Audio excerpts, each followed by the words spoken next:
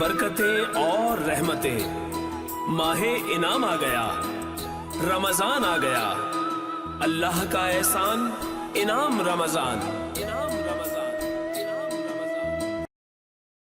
اعوذ باللہ من الشیطان الرجیم۔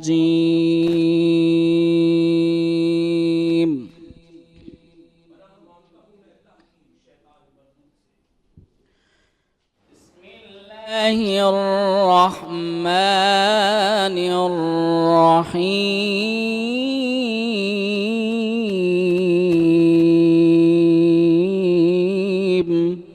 آغاز ہے اللہ کے نام سے جو بڑا مہربان اور نہایت رحم والا ہے۔ وَأَقِيمُوا الصَّلَاةَ وَآتُوا الزَّكَاةَ وَمَا تُقَدِّمُوا لِأَنفُسِكُم مِّنْ خَيْرٍ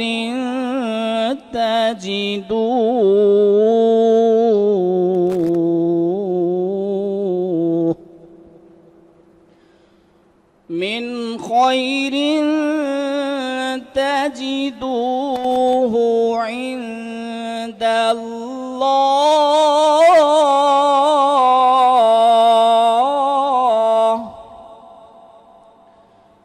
إن الله بما تعملون بصير۔ اور نماز قائم کیا کرو اور زکوٰۃ دیتے رہا کرو، اور تم اپنے لیے جو نیکی بھی آگے بھیجو گے اسے اللہ کے حضور جو کچھ تم کر رہے ہو یقیناً اللہ اسے دیکھ رہا ہے۔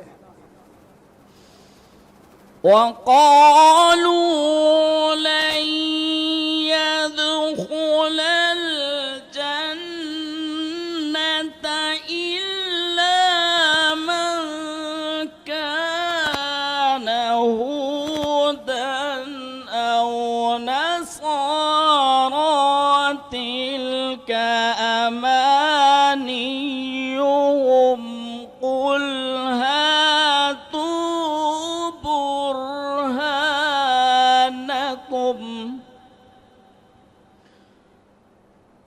هاتوا برهانكم إن كنتم صادقين۔ اور اہل کتاب کہتے ہیں کہ جنت میں ہرگز کوئی بھی داخل نہ ہوگا سوائے اس کے کہ وہ یہودی ہو یا نصرانی ہو یا ان کی باطل امیدیں ہوں۔ آپ فرما دیں کہ اگر تم اپنے دعوے میں سچے ہو تو اپنی اس خواہش پر سند لاؤ۔ صدق اللہ العلی العظیم۔ بسم اللہ الرحمن الرحیم۔ آغاز ہے مالک کل جہاں کے نام سے، اور سلامتی ہو ذوات مقدسہ پہ۔ سماعتوں اور بصارتوں کو آغا شیرازی کی جانب سے السلام علیکم ورحمۃ اللہ وبرکاتہ۔ خواتین و حضرات، آپ نے تلاوت کلام پاک سننے کی سعادت حاصل کی، اور مہروی صاحب جو ہمارے قاری صاحب ہیں انہوں نے تلاوت کلام پاک کرنے کا شرف حاصل کیا۔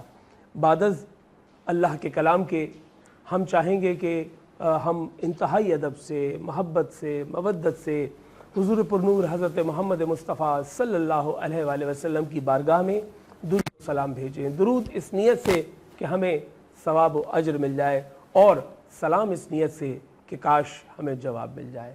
عطرت رسول، خانوادہ محفوظ عن الخطا حضرت محمد مصطفیٰ صلی اللہ علیہ وآلہ وسلم کے لیے بھی درود و سلام، اور ان تمام صحابہ کرام رضوان اللہ علیہم اجمعین پر میرے لاکھوں کروڑوں سلام کہ جو ایک آواز رسول اللہ پر لبیک کہتے ہیں، جن کو حدیث کے عنوان سے جانا جاتا ہے کہ جیسے وہ حقیقتاً مثل ستارہ ہیں، ان کی ضیاء آپ پالیں تو آپ فلاح پالیں۔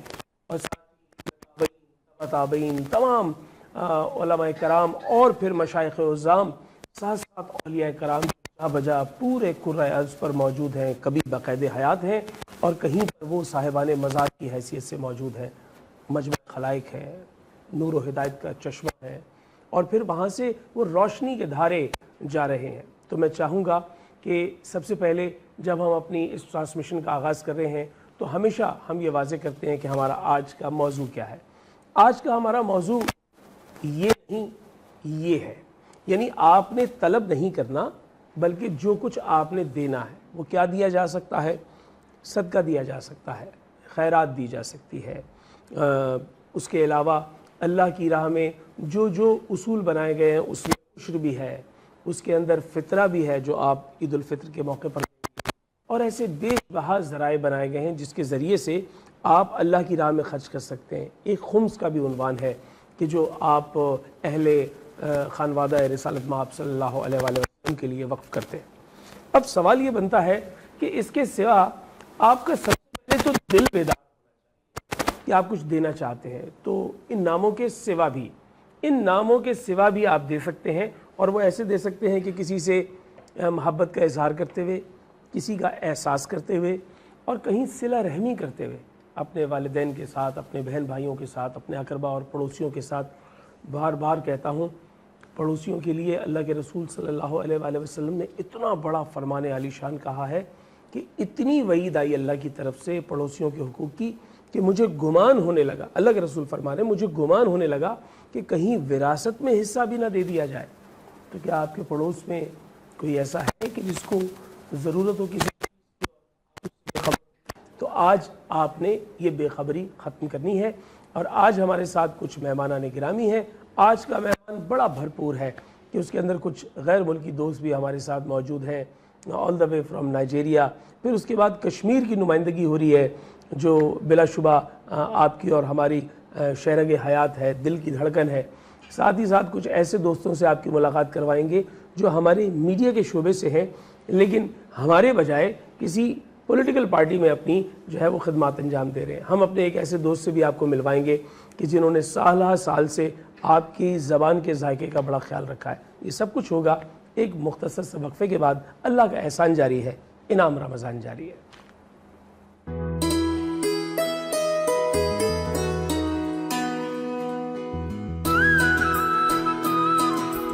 नेमतें, बरकतें और रहमतें, माहे इनाम आ गया, रमज़ान आ गया, अल्लाह का एहसान, इनाम रमज़ान, इनाम रमज़ान, इनाम रमज़ान।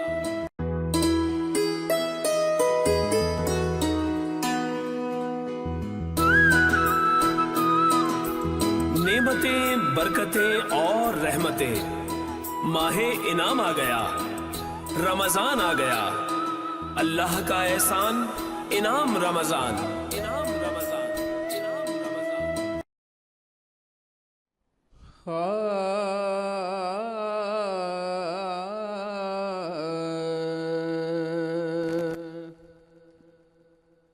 ना जिसका कोई हो उसका सहारा या रसूल अल्लाह। कर नजरे करम मुझ पर खुदारा या रसूल अल्लाह। ये एक बेकार सी मट्टी थी आगा जिसको कहते हैं। ये एक बेकार सी मट्टी थी आगा जिसको कहते हैं।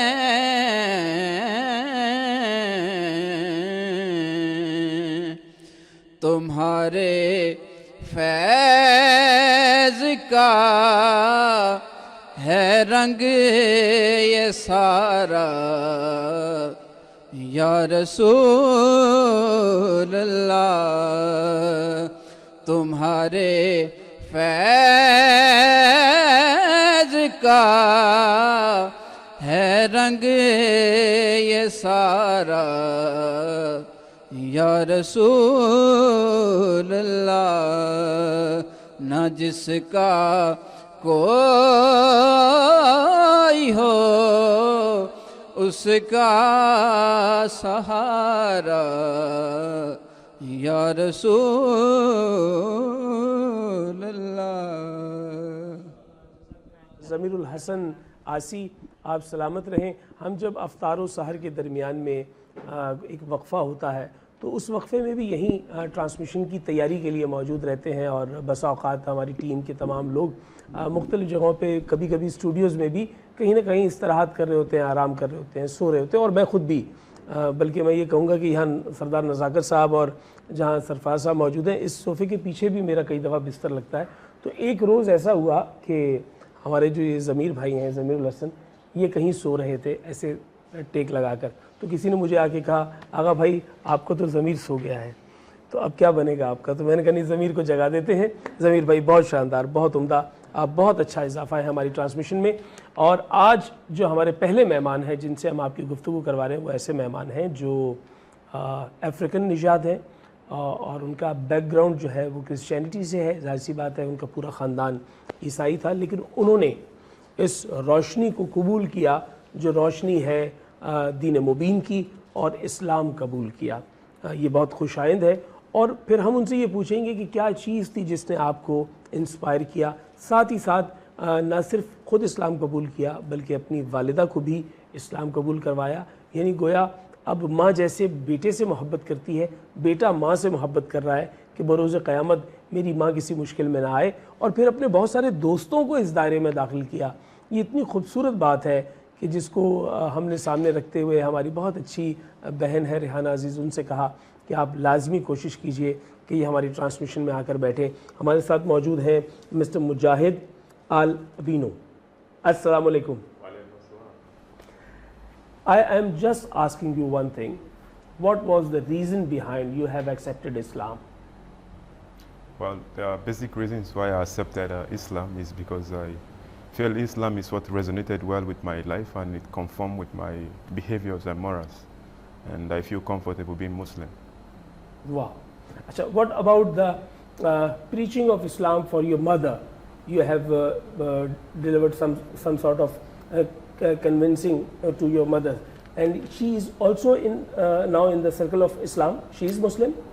Yes, basically I'm like a role model for my mother. My mother is also like a role model for me, so I inspires my mom, like my way of life inspires everybody around me, both my brothers, my friends, and everybody around me in How general. many people have accepted Islam through your contact? Well, I can't answer that correctly, not knowing exactly what Almost. they can do at this time. Maybe like 6, 7, 8 times. 6, 7, 8 people have accepted Islam. یہ کتنی بڑی نعمت خداوندی ہے سردار صاحب، سرفراز بھائی، کہ ایک شخص خود نو مسلم ہو، اور پھر اس کے بعد اس کی پریچنگ سے، اس کے کہے سے، اس کی تبلیغ سے، ہرچند کہ وہ تبلیغ اتنی مضبوط بھی نہیں ہوگی، اس کے پاس اتنی پاورز تو نہیں ہوں گی نا کہ وہ کنوکشن کے ساتھ چیزوں کو بیان کر سکے، لیکن باوجود اس کے کوئی ایک چیز ہوگی جو وہ ڈیلیور کرتا ہوگا اور ان کے دل میں اتر جاتی ہوگی۔ شاید ان کے دل پہلے سے منتظر تھے کہ یہ پیغام حق پہنچے اور وہ اسے قبول کر لیں۔ اچھا، the next thing, as a professional, you are merchant officer, isn't it? Yes. And since 5 years you are serving for this, and that is the job description of yours is that is maritime security. Yes, that's the department. That is I the choose department. the department. Achha, the what merchant does navy. this department do actually? Well, basically, the maritime security, what actually attracted my interest to that was some of the challenges we face at sea.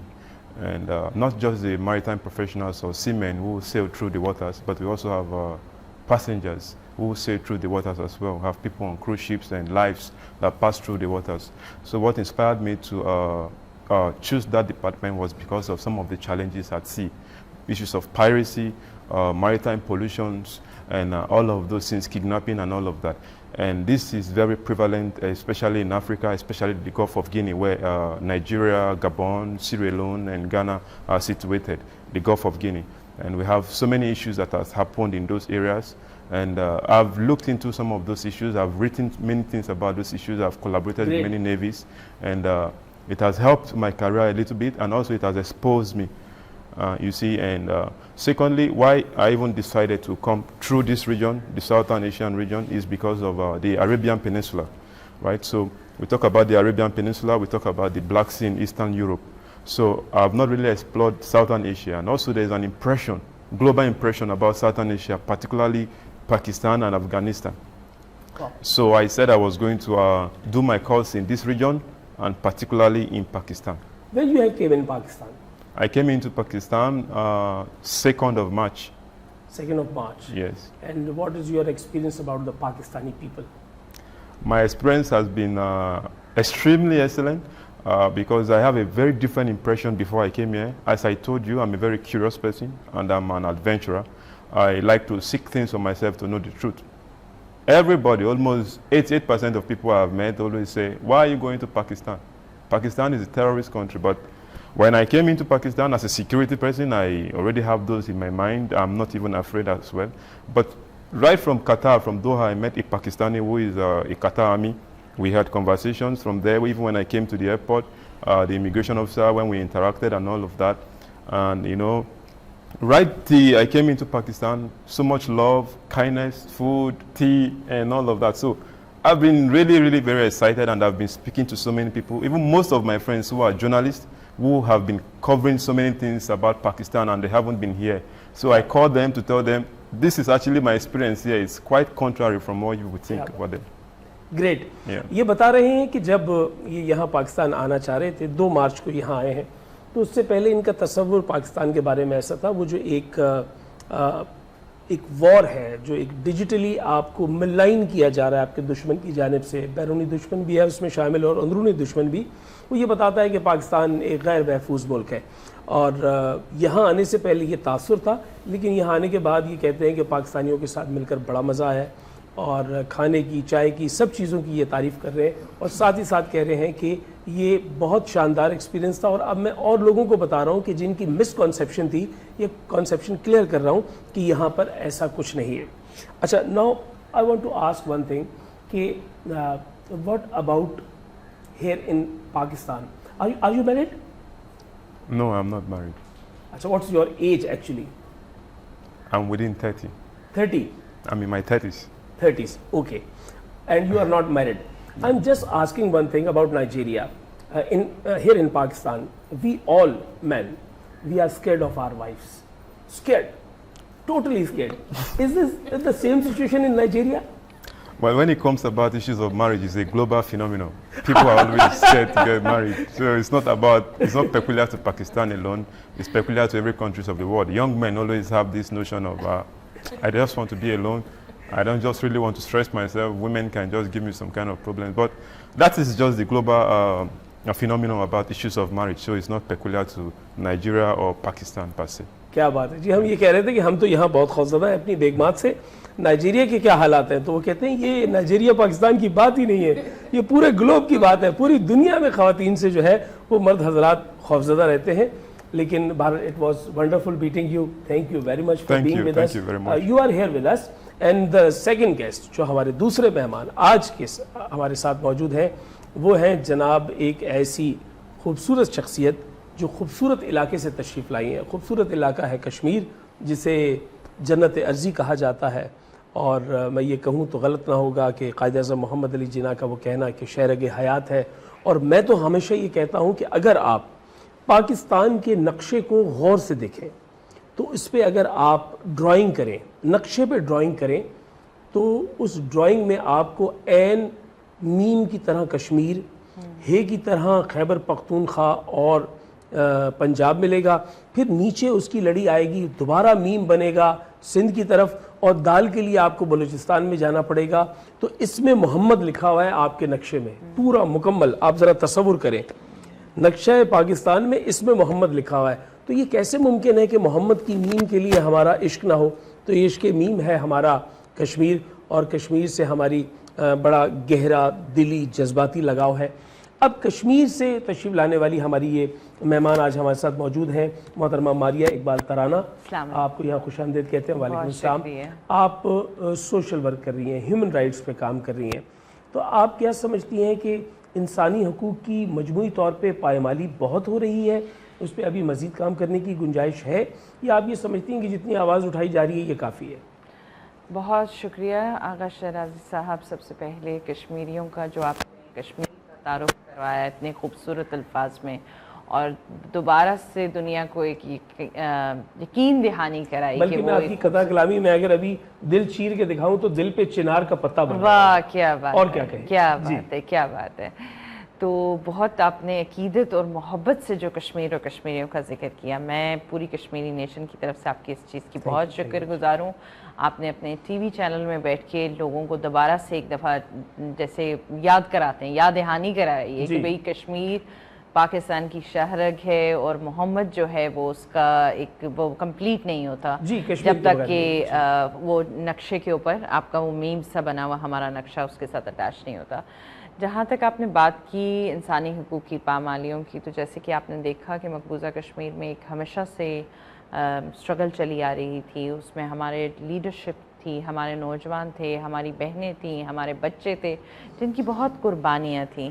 تو وہ بھی آپ دیکھیے کہ ہندوستان نے ایک طرح سے ایپروگیشن آف آرٹیکل 370 کے بعد اس کو اپنی یونین ٹیریٹری بنا لیا ہے، مگر اگر آپ دیکھیں آج That was actually line of control اور اس کو جو ہے انہوں نے مستقل بارڈر کی شکل میں، مگر ابھی بھی اگر آپ دیکھیے تو کشمیریوں کے دل بہت پاکستان کے ساتھ دھڑکتے ہیں، اور یہ ان کو وراثت میں ملا، اس میں ڈی این اے میں شامل ہو چکا، ان کی یہ خون کی رگوں میں یہ چیز چل پڑی تھی، پاکستان سے محبت اور عقیدت۔ اب اگر آپ دیکھیں کبھی انٹرنیشنلی کبھی میچ بھی ہوتا تھا کرکٹ کا، یا کہیں پہ بھی انڈیا پاکستان کا مقابلہ ہو رہا تھا، تو میں نے ایکچولی خود وٹنس کر کے دیکھا ہے کہ جو ویڈیوز ہمارے وہاں سے اس پار سے ایکوینٹنسز، ہمارے ریلیٹیوز، ہمارے فرینڈز بھیجتے تھے، جی بالکل، کیونکہ جب یہ ڈیوائیڈ ہوا تھا تو وہاں پہ بہت ساری فیملیز، جس طرح بالکل پاکستان ہندوستان کے درمیان ڈویژن ہوئی تھی، کشمیر کی ڈویژن ایکچولی 80s اور 90s اور ابھی تک چلتی رہی ہے، کیونکہ وہ سلسلہ آپ کا 1947 میں رک گیا تھا، مگر کشمیریوں کا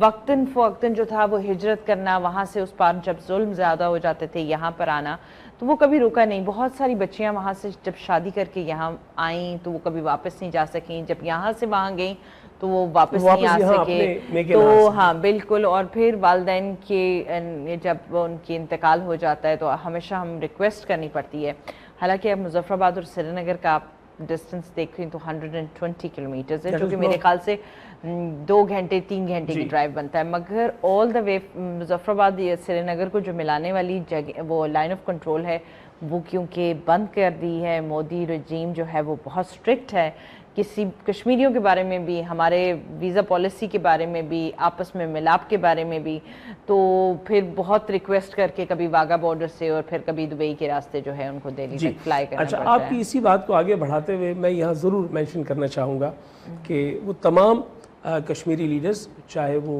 سید علی شاہ گیلانی ہوں، چاہے میر وائز عمر فاروق ہوں، چاہے آغا حسن بڈگامی ہوں، مولانا عباس انصاری ہوں، چاہے وہ جو ہے وہ عبد الغنی لون ہوں، عبد الغنی بھٹ ہوں، وہ سردار یاسین صاحب ہوں، یعنی ایک ایک نام، وہ محترمہ آسیہ اندرابی ہوں، وہ عائشہ انقلابی ہوں، ان تمام ناموں کو ہم اس لیے یاد کرتے ہیں کہ وہ ہمارے جذبات کی عکاسی کر رہے ہیں، وہاں پر وہ آواز اٹھا رہے ہیں۔ لیکن آپ یہ سمجھتی ہیں کہ آپ کی ہیومن رائٹس وائلیشن پر جو آواز ہے وہ اقوام عالم کو جوڑنے کے لیے کافی ہے، یا اس میں اور کوئی توانائی پیدا ہونی چاہیے؟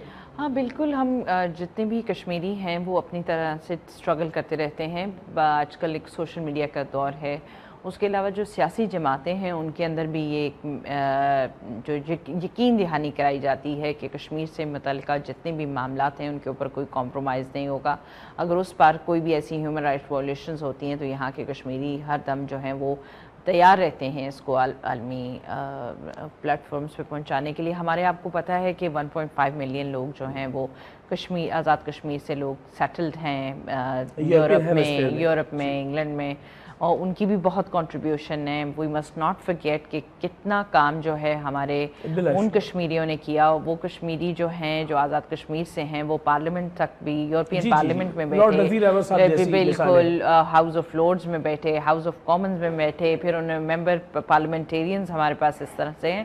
تو انہوں نے بھی, ان کی بڑی کنٹریبیوشن ہے کہ انہوں نے کبھی بھی اگر کوئی رجیم ایسی آتی ہے یا کوئی انٹرنیشنل پالیسی ایسی ہوتی ہے جس میں بالکل کشمیر کو خاموش کروا دیا جاتا, اس کا نام ایک طرح سے بالکل خاموش, ٹی وی میں نہیں آنا, یہ نام نہیں لینا, کوئی بات ڈسکس نہیں کرنی ہے, تو اس دوران میں بھی میرا خیال ہے کہ جو سب سے بڑی کنٹریبیوشن ہوتی ہے وہ ہمارے اوورسیز پاکستانی کی ہوتی ہے بلا شبہ. اور وہ کشمیری جو وہاں یورپ میں موجود ہے, آپ سمجھ لیں کہ وہ ایک پیرالل پورا محاذ ہے جو ان کی جانب سے اس پہ جنگ لڑی جا رہی ہے. سفارتی انداز میں بھی وہاں پروٹیسٹ ہوتے ہیں, وہ اپنی آواز بلند کرتے ہیں, ڈیجیٹلی بات کرتے ہیں, اور پھر اس کے بعد یہاں پاکستان میں بھی ایسی بہت سی تقریبات ہیں جو منعقد کی جاتی ہیں جس میں کشمیر کے حوالے سے بات کی جاتی ہے, اور سردار صاحب بھی اس میں آ کر شرکت کرتے ہیں.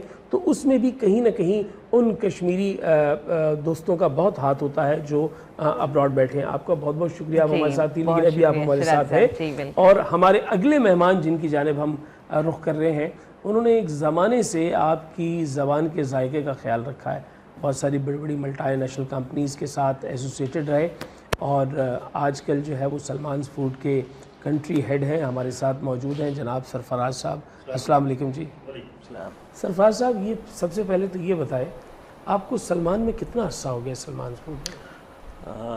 شیرازی بھائی مجھے تقریباً کوئی 27 سال ہو گئے ہیں. تو آپ خود تقریباً 30-31 سال کے ہیں, 27 سال آپ کو وہاں ہو گئے. میری عمر تو 55 سال ہے. اچھا, تو میرا کہنے کا مطلب اتنا لمبا اس میں سے میں نے آپ کی عمر مائنس کر دی. ہاں میری مائنس کر دی. میں ویسے راتوں کو کاؤنٹ بھی نہیں کرتا, ہاں میں دن بھی کاؤنٹ کیا, میں نے خالی دن گنتا ہوں. اچھا, دوسرا مجھے یہ بتائیے کہ کسی ایک کمپنی میں مستقل اتنا عرصہ رہنا, کیا اس کی دو وجوہات ہو سکتی ہیں؟ ایک وجہ یہ کہ آپ کا اپنی خواہش ہوتی ہے کہ وہ آپ جس جگہ پہ ایسوسیٹڈ ہیں اس کے ساتھ آپ کام کرتے رہیں, یا پھر آپ آنے والی اپرچونیٹیز کو چھوڑ دیتے ہیں, ایسا تو کرنا پڑتا ہے نا. دراصل سلسلہ یہ ہے کہ میں اس سے پہلے جو ہے مختلف کمپنیوں میں رہا, اور بڑی جلدی سوئچز کرتا رہا. نیسلے پاکستان تھا, حلیب فوڈز تھا, اور دوسری کمپنیز میں رہا. پھر فائنلی جو ہے وہ 1998 میں نے سلمان کارپوریشن کو جوائن کیا, اور 1998 سے لے کے till this date as a country head میں اب سلمان فوڈز کو دیکھ رہا ہوں. اچھا, جو سلمان ہے, لفظ سلمان, وہ جس شخصیت کا ہے وہ اونر ہیں, اونر کے بیٹے ہیں, اونر کے بھائی ہیں, والد ہیں, کون ہے وہ؟ دراصل بیسکلی سلمان صاحب جو ہے محمود الحسن صاحب کے بیٹے تھے جنہوں نے سلمان کارپوریشن کی بنیاد رکھی, اور سلمان کارپوریشن کا سٹارٹ خالی ہنی سے ہوا تھا.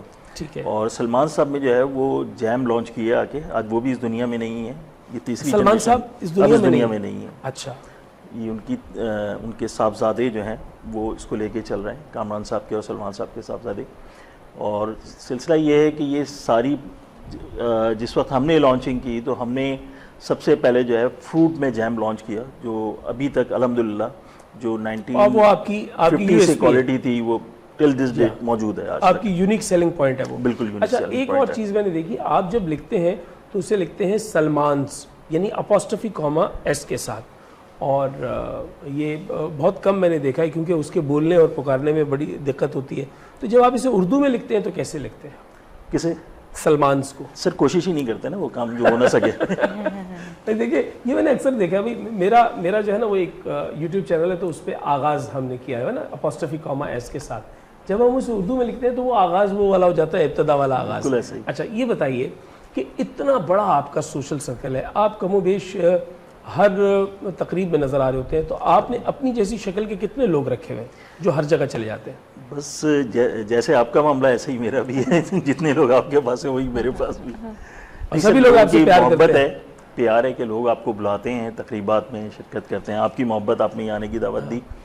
مگر بات دراصل یہ ہے, میں نے اپنے والد صاحب سے سنا کہ جتنا آدمی جھکتا چلا جاتا ہے لوگ اس کے قریب ہوتے چلے جاتے ہیں.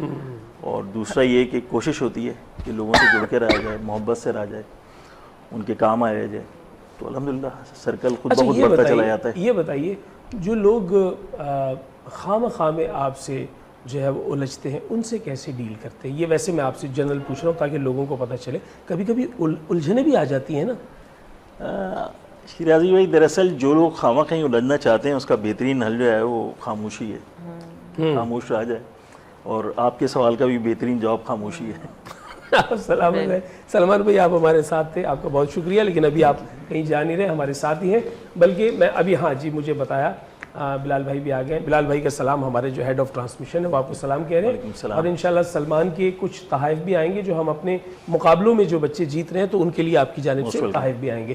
اچھا اب میں چلتا ہوں اس شخصیت کی جانب جس کے لیے میں نے کہا تھا کہ ہے تو میڈیا کے لیکن موجود ایک پولیٹیکل پارٹی. میں پاکستان پیپلز پارٹی کے بلاول ہاؤس کے میڈیا سیل کے سینئر ممبر ہیں، ہمارے ساتھ موجود ہیں سردار نزاکت صاحب. سردار نزاکت صاحب ایک بہت شاندار سوشل ایکٹیوسٹ ہیں اور ان کی گراں قدر خدمات ہیں، چاہے وہ کشمیر ایشو پر آواز ہو، اور اس کا میں خود عینی شاہد ہوں کہ میری مسز کشمیر کے لیے اتنے عرصے سے کام کر رہی ہیں، تو جہاں جہاں کوئی ایکٹیویٹی ہوتی ہے وہاں یہ موجود ہوتے ہیں. اس کے علاوہ ایک اتنا بڑا سرکل ہے ان کا دوستوں کا، ایسا گمان ہوتا ہے کہ کراچی کو انہوں نے چھوٹا سا گاؤں بنا دیا ہے اور اس گاؤں کے خود لمبردار بن گئے اور سب دوست ان کے ساتھ جڑے ہوئے ہیں. سردار صاحب آپ کو یہاں خوش آمدید کہتے ہیں. سب سے پہلے تو یہ بتائیے سردار صاحب کہ لفظ سردار جو ہے وہ صرف آپ کے نام کا حصہ ہے یا آپ کے بھائیوں، آپ کے والد اور آپ کے بچے بھی اپنے نام کے ساتھ سردار لگاتے ہیں؟ دیکھیں جس کی مرضی ہے وہ جو مرضی لگا دے، لیکن بیسیکلی ہم لوگ بائی کاسٹ سدوزئی ہیں، تو ہم لوگ سردار بھی لکھتے ہیں اور کچھ لوگ سدوزئی لکھتے ہیں، کچھ لوگ سدن لکھتے ہیں. ٹھیک ہے، تو بس اس طرح یہ سب اسی کی شاخیں ہیں. جی بالکل اسی طرح ہے. اچھا، اور آپ کا جو کشمیر کے ساتھ ایفیلیشن ہے اس کا سبب آپ کا کشمیری ہونا ہے، کیا سلسلہ ہے وہ؟ کیونکہ یہ بہت سارے لوگوں کو رہتا ہے کہ آپ ہر کشمیری ایونٹ میں موجود ہوتے ہیں، تو آپ کا کشمیر سے کیا تعلق ہے؟ دیکھیں میں تو کراچی میں پڑھا ہوں، کراچی میں ہی میری ساری زندگی گزری ہے بیسیکلی. تو ابھی زندگی کیا ہوئی ہے، 33-34 سال کے تو ہیں آپ. چلو جتنا آپ کا شکریہ کہ آپ اتنا کم گن رہے. لیکن کراچی میں جتنے بھی ایونٹ ہوتے ہیں، چاہے پولیٹیکل یا سوشل ایونٹ ہوتے ہیں، ہم لوگ کوشش کرتے ہیں اس میں شرکت کریں. لیکن خاص کر کے کشمیر کے حوالے سے تقریباً کوئی 15 سال سے ہم لوگ کافی ایکٹیو ہوئے ہیں یہاں پہ لوگوں کے ساتھ مل کے. جیسے آپ نے بتایا کہ آپ کی جو مسز ہیں ان کے ساتھ مل کے ہم نے بہت زیادہ کام کیا. یوتھ فورم فار کشمیر کے حوالے سے ان کی بڑی جتنے بھی ینگسٹر ہیں ان کی بڑی جدوجہد ہے. جی جی، ان کے ساتھ ہم نے کام کیا. بلکہ یوتھ فورم فار کشمیر جہاں کراچی میں آیا تو سب سے پہلے دوستوں نے ہم سے رابطہ کیا جو کراچی کے ینگسٹر تھے، اسٹوڈنٹ تھے. تو ہم نے ان کو پوری طرح سے فیسیلیٹیٹ کیا اور یہاں کراچی میں ہم نے کافی سارا کشمیر کے اوپر کام کیا. شاید یہ بھی بات ہے کہ میرا تعلق بیسیکلی کشمیر سے ہے، لیکن اس کے ساتھ ساتھ بہت سارے ایکٹیوسٹ ایسے بھی ہیں آغا صاحب جن کا تعلق کشمیر سے نہیں ہے لیکن وہ بہت زیادہ جدوجہد کرتے ہیں. جیسے عابدہ کا، عابدہ آپ کی مسز جیسے بہت زیادہ اس کا کشمیر سے تعلق نہیں ہے لیکن بہت زیادہ جدوجہد کی. میں زویب کا ذکر کروں گا، باقی جتنے ہمارے ینگسٹر یہاں پہ کشمیر کے حوالے سے انہوں نے کام کیا، لیکن میں نے ان کو بہت گائیڈ کیا، میں نے ان کو پوری طرح سے فیسیلیٹیٹ کیا گورنمنٹ کی سطح پہ، گورنمنٹ آف سندھ کی سطح پہ. پھر جو ہم نے کشمیر کے حوالے سے ڈائنمکس تھے اس پہ ہم نے بحث کی، اور جو کشمیر کے انٹلیکچوئل یہاں پہ موجود تھے ان کے ساتھ ان کا انٹریکشن کروایا، جیسے بشیر خان سدوزئی صاحب. اور آپ نے ایک اور انٹریکشن بھی بڑا کروایا، وہ اب آپ نہ بھی بتائیں تو میں لوگوں کو بتا دیتا ہوں.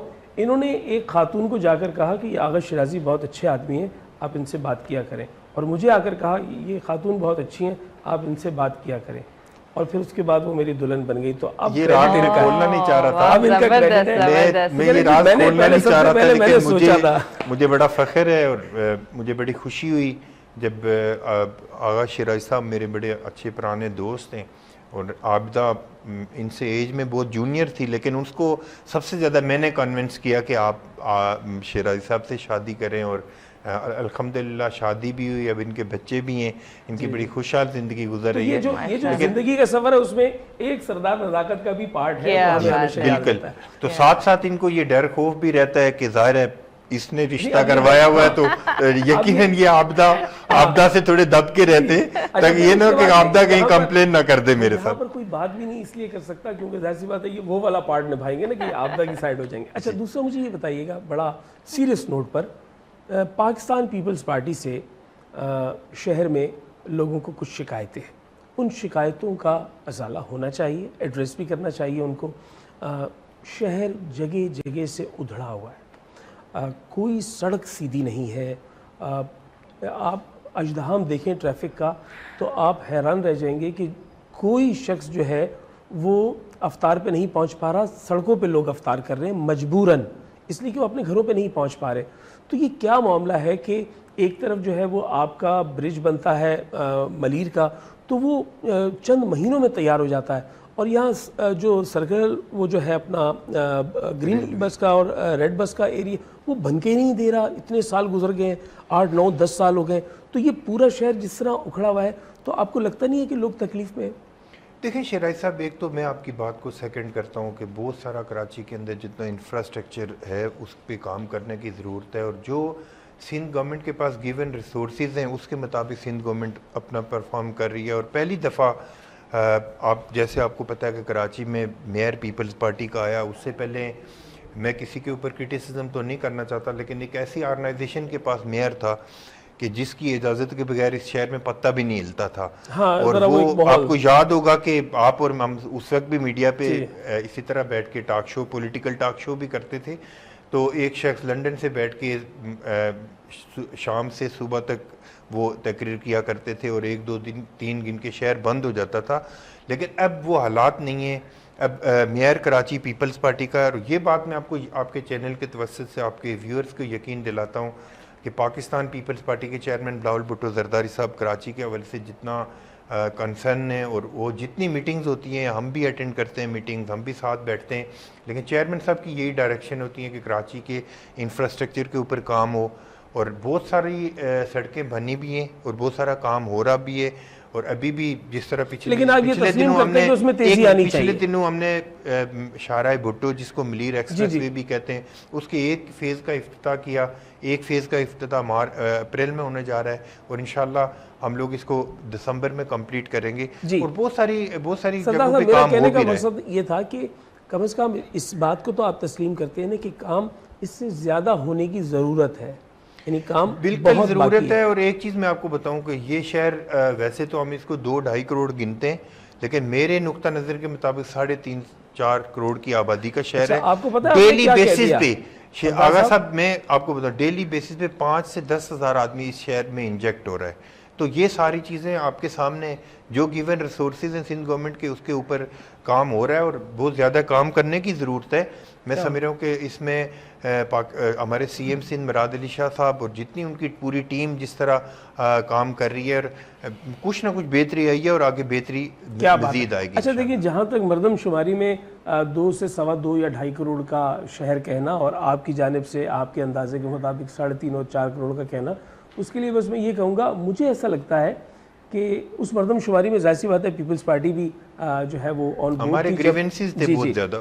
تو اس وقت جب مردم شماری ہوئی تھی, مجھے ایسا لگتا ہے انہوں نے صرف مردوں کو گنا, عورتوں کو نہیں گنا کراچی. ایسے ہی ہے. ہاں, آدھی. اچھا, اس میں ایک چیز میں آپ کو اور بتا دوں کہ یہ وہ شہر ہے جس میں 20 سے 25 لاکھ لوگ انلیگل امیگرینٹس رہتے ہیں. جی بالکل, جو کوئی کرائم کر کے چلے جائیں, کسی کا ڈیٹا ہی نہیں ہے. جب ان کا کوئی ڈیٹا ہی نہیں ہے تو وہ گنتی میں بھی نہیں آتے, اور گنتی میں بھی نہیں آتے. اور میں چاہوں گا کہ یہاں ہم ایک مختصر سا وقفہ لیں, لیکن اس وقفے سے پہلے میں چاہوں گا کہ میں شکریہ ادا کروں آپ کا. Thank you very much for being with اس.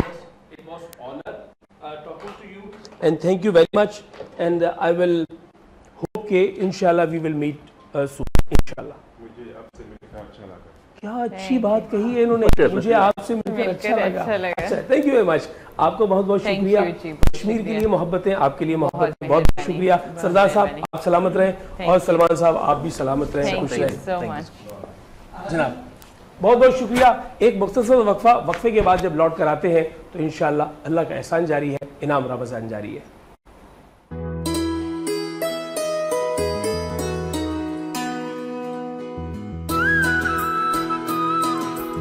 نعمتیں, برکتیں اور رحمتیں, ماہ انعام آ گیا, رمضان آ گیا, اللہ کا احسان انعام رمضان, انعام رمضان, انعام رمضان.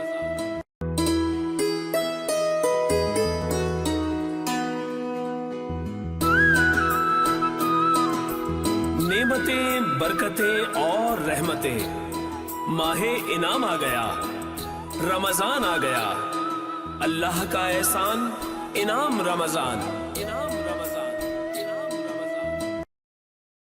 جی ناظرین محترم، ایک مرتبہ پھر آپ کی خدمت میں حاضر ہیں. اللہ کا احسان ہے، انعام رمضان ہے، خصوصی ٹرانسمیشن ہے جس میں آپ کا میزبان آغا شیرازی آپ کے ساتھ ہوں، اور آپ وینس انٹرٹینمنٹ کی اسکرین کے ذریعے سے ہمیں سحر و افطار میں دیکھتے ہیں. اس افطار کی ٹرانسمیشن میں جب ہم آپ سے باتیں ہیں تو ہماری خوش نصیبی کہ ہمارے ساتھ وطن عزیز کے ایک جید عالم دین ہمارے دائیں جانب موجود ہے، آغا حسین مسعودی صاحب. آغا حسین مسعودی صاحب جو ہے وہ اتحاد بین المسلمین کے بہت چنیدہ داعی ہیں، ساتھ ہی ساتھ جعفری الائنس کے جو ہے وہ انتہائی اہم ذمہ دار ہیں. میں بہت محبت اور خلوص کے ساتھ ہر ٹرانسمیشن میں، ہر سیٹ پہ، ہر چینل پہ جب بھی ان سے ملاقات ہوتی ہے تو ان سے ایک قصب فیض لیتا ہوں، اور ماخذ و محاصل جو ان کی گفتگو سے ملتے ہیں میں اس کو آگے استعمال کر کے پیسے کماتا ہوں، اور ان کو حصہ بھی نہیں دیتا کہ آپ سے سیکھا تھا اور اس کو استعمال کر کے پیسے کما رہا ہوں. تو آپ کو بہت بہت شکریہ قبلہ، آپ ہمارے ساتھ موجود ہیں. جو میں پیسے کمانے کی بات کر رہا تھا وہ پیسے کما لیتا ہوں. میں اپنا کمیشن یہاں نہیں لوں گا تو وہاں لے لوں گا. ہاں بھائی اچھی بات ہے، آپ چھوڑ نہیں سکیں گے. اور وہ ایک جملہ بھی میں کہہ دوں آغا صاحب آپ کی اجازت سے کہ جب میں نے انہیں ٹیلی فون کیا اور میں نے کہا کہ جی ٹرانسمیشن ہے آپ کی چند روز جو ہے وہ مجھے چاہیے، تو انہوں نے کہا کہ وہ تو ٹھیک ہے لیکن اس کی ایک شرط ہوگی. اب میں نے کہا پتہ نہیں کتنی بھاری بھرکم شرط ہوگی. بولا پھر اتنا ہی وقت آپ رمضان کے بعد ہمیں دیں گے. تو میں نے کہا جی بالکل میں آمادہ ہوں، میں دینے کو تیار ہوں. آغا صاحب جو پیسے میں کماتا ہوں، جو میں نے بات کی، ان پیسوں میں سے خرچ کا اختیار بھی میں رکھتا ہوں. اگر میں نصاب زکوٰۃ کو دیکھوں تو زکوٰۃ ادا کر دیتا ہوں. عید الفطر آئے گی، فطرہ دے دوں گا. پھر جب کوئی صدقات کا عنوان ہو، اپنے بچوں کا صدقہ دے رہا ہوں، اپنی والدہ کا دے رہا ہوں، کوئی بیمار ہو گیا اس موقع پہ دے رہا ہوں. ہر چند کے جتنے احکامات ہیں وہ پوری کرنے کی کوشش کر رہا ہوں، اور تو اور خمس بھی ادا کر رہا ہوں جو کہ 20% ہے. اب میں سمجھتا ہوں کہ اب اگر کسی نے مجھ سے مدد مانگی، چاہے راہ چلتا آدمی 10 روپے مانگ رہا ہو، میں کہوں گا بھائی میں نے تو ساری ذمہ داریاں پوری کر دی، اب میں کس بات کی جو ہے ذمہ داری رہ گئی جو میں ادا کروں. تو اس جذبے کے اور اس احساس کے حوالے سے کیا کہیں گے. اور دوسرا یہ کہ میں کبھی کبھی اپنے خونی عزیزوں کو چاہتا ہوں کہ زکوٰۃ دوں. میں اشکال پیدا کر رہا ہوں جیسے شرعی اشکال ہوتی ہیں تاکہ جواب آ سکے لوگوں کے لیے. تو جب میں دینا چاہتا ہوں تو میرے ذہن میں یہ خیال آتا ہے کہ زکوٰۃ کا نام لے کر جب میں دوں گا تو ہو سکتا ہے میرا ہی رشتہ دار وہ ذرا تھوڑا سا مانے ہو کہ یہ میں نہیں لے رہا، زکوٰۃ کے پیسے ہیں. تو کیا معاملہ فہمی ہے اس حوالے سے؟ بسم اللہ الرحمن الرحیم وبہ نستعین وہو خیر ناصر ومعین الحمدللہ رب العالمین والصلاة والسلام علی رسولہ الکریم وآلہ الطاہرین واصحابہ المنتخبین. اما بعد، قال رسول اللہ صلی اللہ علیہ وآلہ وسلم خیر الناس من ینفع الناس. ایک قانون بتا دیا کہ یہ اسلام آیا کس کے لیے؟ انسانوں کے لیے آیا، ناس کے لیے آیا ہے. اور اس میں بھی رسول اکرم صلی اللہ علیہ وآلہ وسلم کیا فرما رہے ہیں؟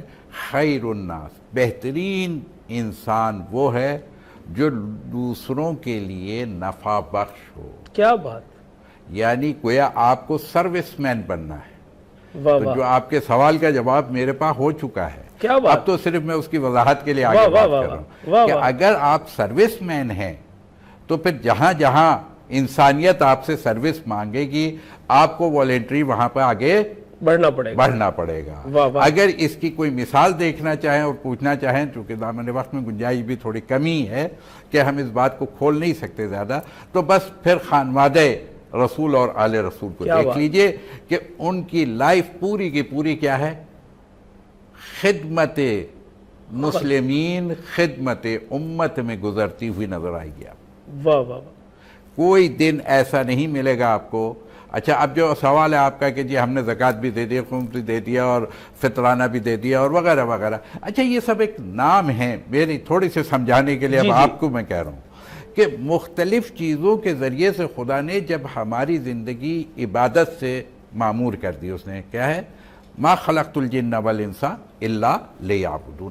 ہم نے جن اور انس کو پیدا ہی نہیں کیا مگر یہ کہ عبادت کے لیے. بس گویا کہ ہمیں تو بندگی کے لیے پیدا کیا گیا، اور اسی لیے کہتے ہیں کہ جس نے کیا ہے یہ زندگی آمد برائے بندگی، جی بے بندگی زندگی شرمندگی. واہ واہ واہ واہ واہ. تو یہ شرمندگی نہیں ہونی چاہیے. یہ جیسے کسی نے کوئی ضرورت کے وقت ہاتھ آپ کی طرف بڑھا دیا ہے اگر، تو آپ کو شرمندگی نہیں ہونا چاہیے. وہ تو بیچارہ شرمندہ ہو کے ہاتھ بڑھا ہی رہا ہے. تو آپ، یہ منزل آپ کی شرمندگی کی ہے، یہ آپ کی شرمندگی کی ہے کہ اگر آپ نے ہاتھ کو کھینچ لیا، یہاں بندگی کے آداب سے باہر آ گئے آپ۔ اچھا پھر جب ہم اس چیز کی طرف دیکھتے ہیں تو پھر یہ بھی نظر آتا ہے کہ دیکھیے خداوند عالم نے یہ جتنی بھی چیزیں زکوٰۃ ہے، خمس ہے، فطرانہ ہے، فدیہ ہے، یہ کفارات ہیں، یہ مختلف نوعیت پر فکس ہوتے ہیں جا کے۔ اب ہر ایک پہ ہر چیز نہیں آتی ہے، ٹھیک ہے، کسی پہ کوئی چیز آئے گی، کسی پہ کوئی چیز آئے گی۔ اسی طریقے سے جیسے زکوٰۃ دے دی آپ نے، ٹھیک ہے، اچھا زکوٰۃ میں یہ کب لکھا ہوا ہے کہ جس کو آپ زکوٰۃ دے رہے ہیں اس کو بتانا واجب ہے کہ میں زکوٰۃ کے پیسے دے رہا ہوں؟ آپ اس کو پیسے دیجیے، وہ ضرورت مند ہے، اس تک پہنچانا ہے۔ اچھی بات ہے یعنی کہ اب آپ جب اس کو ٹیگ کریں گے تو پھر اس کو شاید تھوڑی ہچکچاہٹ ہوگی، ہوگا نا، ہاں آپ اسے نہ بتائیں۔ اچھا اب یہ تو ایک مرحلہ ہے کہ چلیے آپ زکوٰۃ ہی دینا چاہ رہے ہیں، چونکہ آپ زکوٰۃ سے آگے کی منزل میں کہ جی وہ تو ہم نے ادا کر دیا ہے، اب کوئی آگے سارے واجبات میں ادا کر چکا ہوں، جو کیونکہ اقیموا الصلاۃ وآتوا الزکوٰۃ۔ یاد رکھے گا کہ عبادت کو بھی، جب میں نے ایک بات کہی نا کہ عبادت ہے کس چیز کا نام؟ عبادت اطاعت کا نام ہے، بس۔ واہ واہ واہ واہ واہ، اللہ کی اطاعت کا نام عبادت کا نام کیا ہے؟ عبادت۔ جہاں پہ آپ اطاعت خداوند عالم سے باہر آئیں گے وہ عبادت ختم ہو گئی، اب عبادت نہیں رہ گئی، اب وہ ریاضت تو ہو سکتی ہے، عبادت نہیں ہو سکتی ہے۔ لہذا عبادت کے لیے شرط ہے کہ ہر وقت نگاہ ادھر ہو۔ تو جب آیا غریب آپ کی طرف نگاہ کر رہا تھا کہ آپ بڑے ہیں اور میں چھوٹا ہوں، میری کچھ مدد کر دو، اور آپ کی نگاہ اپنے سے اوپر والے کی طرف تھی، جی، تو آپ ادھر سے دے رہے تھے، ادھر سے لے رہے تھے۔ کیا بات ہے، یہی چیز اسی لیے کہا یعنی آپ درمیان میں صرف جو ہے وہ وسیلہ بن رہے ہیں، رابطہ ہے آپ کا۔ اور یاد رکھیے گا کہ جتنی بھی نیکی آپ کرتے ہیں کوئی بھی، تو نیکی کے لیے ایک نیکی کے بدلے میں ادھر سے برابر نہیں آتا ہے۔ واہ واہ واہ واہ، وہ برابری نہیں ہے، وہ برابری تو آتا ہے، کم سے کم جو ہے، کم سے کم کی جو ہے کہ 10 تو کر لینا۔ کیا بات۔ اب آپ اور غریب جب ہیں، یہ بھی ایک فلسفہ آج کل آ گیا، ہمارے پاس ہی نہیں دینے کو، ہمارے پاس ہے ہی نہیں دینے کو۔ تو آپ کو امیر ہونے کا شوق ہے؟ کاش امیر ہونے کا کس کو شوق نہیں ہے؟ جی سب کو شوق ہے، اور یہ کوئی جائز شوق ہے، ناجائز بھی نہیں۔ تو پھر میں کیا یعنی کروں؟ شرعاً کوئی ممانعت نہیں ہے امارت پہ کہ اگر آپ امیر ہونا چاہتے ہیں، اور امارت حاصل کرنے کا نسخہ بتا رہے ہیں۔ اگر عیب ہوتا نا تو پھر میرا رسول اکرم صلی اللہ علیہ وسلم کی ذات گرامی پہلی شادی کس سے کی انہوں نے؟ خدیجۃ الکبریٰ السلام اللہ علیہا۔ نہیں، پہلی شادی انہوں نے کی ہے کیا ہے؟ بزنس وومن سے۔ جی، ایک بزنس وومن سے۔ یہ کیوں نہیں دیکھ رہے آپ؟ اپنے سوال کو دیکھیے، جی آپ نے جہاں سے شروع کیا۔ تو اگر کوئی عیب ہوتا، یہ مال عیب ہوتا، تو میرا رسول ہر عیب سے پاک ہے۔ جی بس اتنی بات کافی ہے۔ بس یہاں پر بھی میں اتنا ہی کہنا چاہوں گا کہ اب سمجھ لیجئے کہ دیکھیں یہ صدقات، یہ خیرات، یہ ہمارے آپ کے سمجھانے کے لیے ایک نظام کو چلانا ہے۔ اور میں یہ اتنا ضرور جانتا ہوں کہ اگر آپ نظام دین الہی میں جتنے واجبات آپ کے مختلف مواقع پہ، رمضان میں ہے، رمضان میں روزہ نہیں رکھ سکتا تو فدیہ دے دے، اگر کوئی اور جان بوجھ کر کے گناہ والی ہے تو کفارہ ادا کر دے، وہ کفارہ اتنا ہوتا ہے کہ پھر کافی ہوتا ہے۔ پھر رمضان کا روزہ ختم ہوتا ہے تو فطرانہ کی زکوٰۃ آ جاتی ہے، پھر وہ کیا ہے، سال بھر کے لیے آٹو کا انتظام ہو جاتا ہے، کھانے کا انتظام ہو جاتا ہے فدیے کی صورت میں، اور پھر کیا ہے، سال بھر میں خمس، زکوٰۃ، یہ سارے، اور پھر صدقات۔ تو بہرحال یہ یاد رکھیے گا۔ لیکن میں ایک بات بس یہاں کہہ کے سمجھنا چاہوں گا کہ چونکہ آپ کے سوال سے میں باہر ابھی جانا نہیں چاہ رہا ہوں، ورنہ بات اس میں بہت سارے پہلوات تھے، صرف اتنا کہ ان اولیاء خدا میں سے بن جاؤ، اور وہ گھرانہ رسول اور آل رسول کا گھرانہ ہے کہ زکوٰۃ واجب ہوگی جب بچے گا تو واجب ہوگی۔ واہ واہ واہ واہ واہ، تب واجب ہوگا کہ جب میرے پاس سال بھر خرچ کرنے کے بعد بچے گا یا غنیمت آئے گا۔ لیکن جو لوگ مال غنیمت اپنے گھر پہنچنے سے پہلے راہ خدا میں خرچ کر دیتے ہوں، پھر نہ ان پہ زکوٰۃ واجب ہوتی ہے نہ خمس واجب ہوتا ہے۔ تو یہ تو ایک منزل ہے کہ آپ اس منزل کے لوگوں میں سے ہو جائیے کہ جو اپنے اوپر فرض ہونے سے پہلے خدا کو کا قرض سمجھ کے ادا کر دیتے ہیں۔ کیا بات ہے، کیا بات، اتنی سی بات سمجھ لیجئے تو یہ ساری چیزیں آسان ہو جائیں گی آپ کی۔ اور یاد رکھیے گا کہ اتنا ضرور ذہن میں رہے کہ دیکھیے واجب، یہ زکوٰۃ جو ہے وہ واجب آپ نے ادا کر دی، اب مستحب انفال کرتے رہیے، جتنا آپ کو مال بڑھانا ہے، آپ کو امیر ہونا ہے، آج 1 لگائیے 10 کمائیے، 10 انویسٹمنٹ ہے لگائیے جی، 100 آپ کی کمائیے۔ اوپن انویسٹمنٹ ہے، آپ انویسٹمنٹ کرتے رہیں۔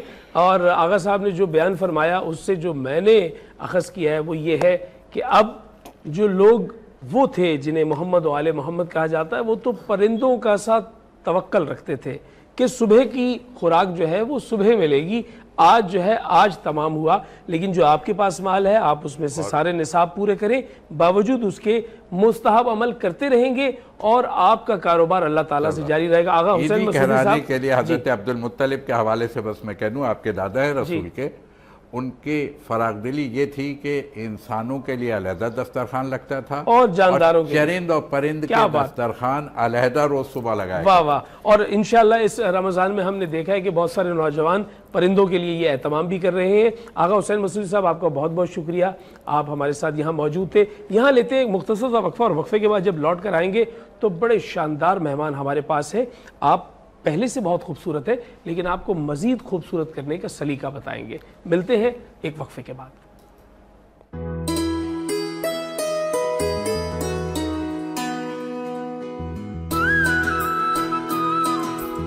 نعمتیں، برکتیں اور رحمتیں، ماہ انعام آ گیا، رمضان آ گیا، اللہ کا احسان انعام رمضان، انعام رمضان، انعام رمضان۔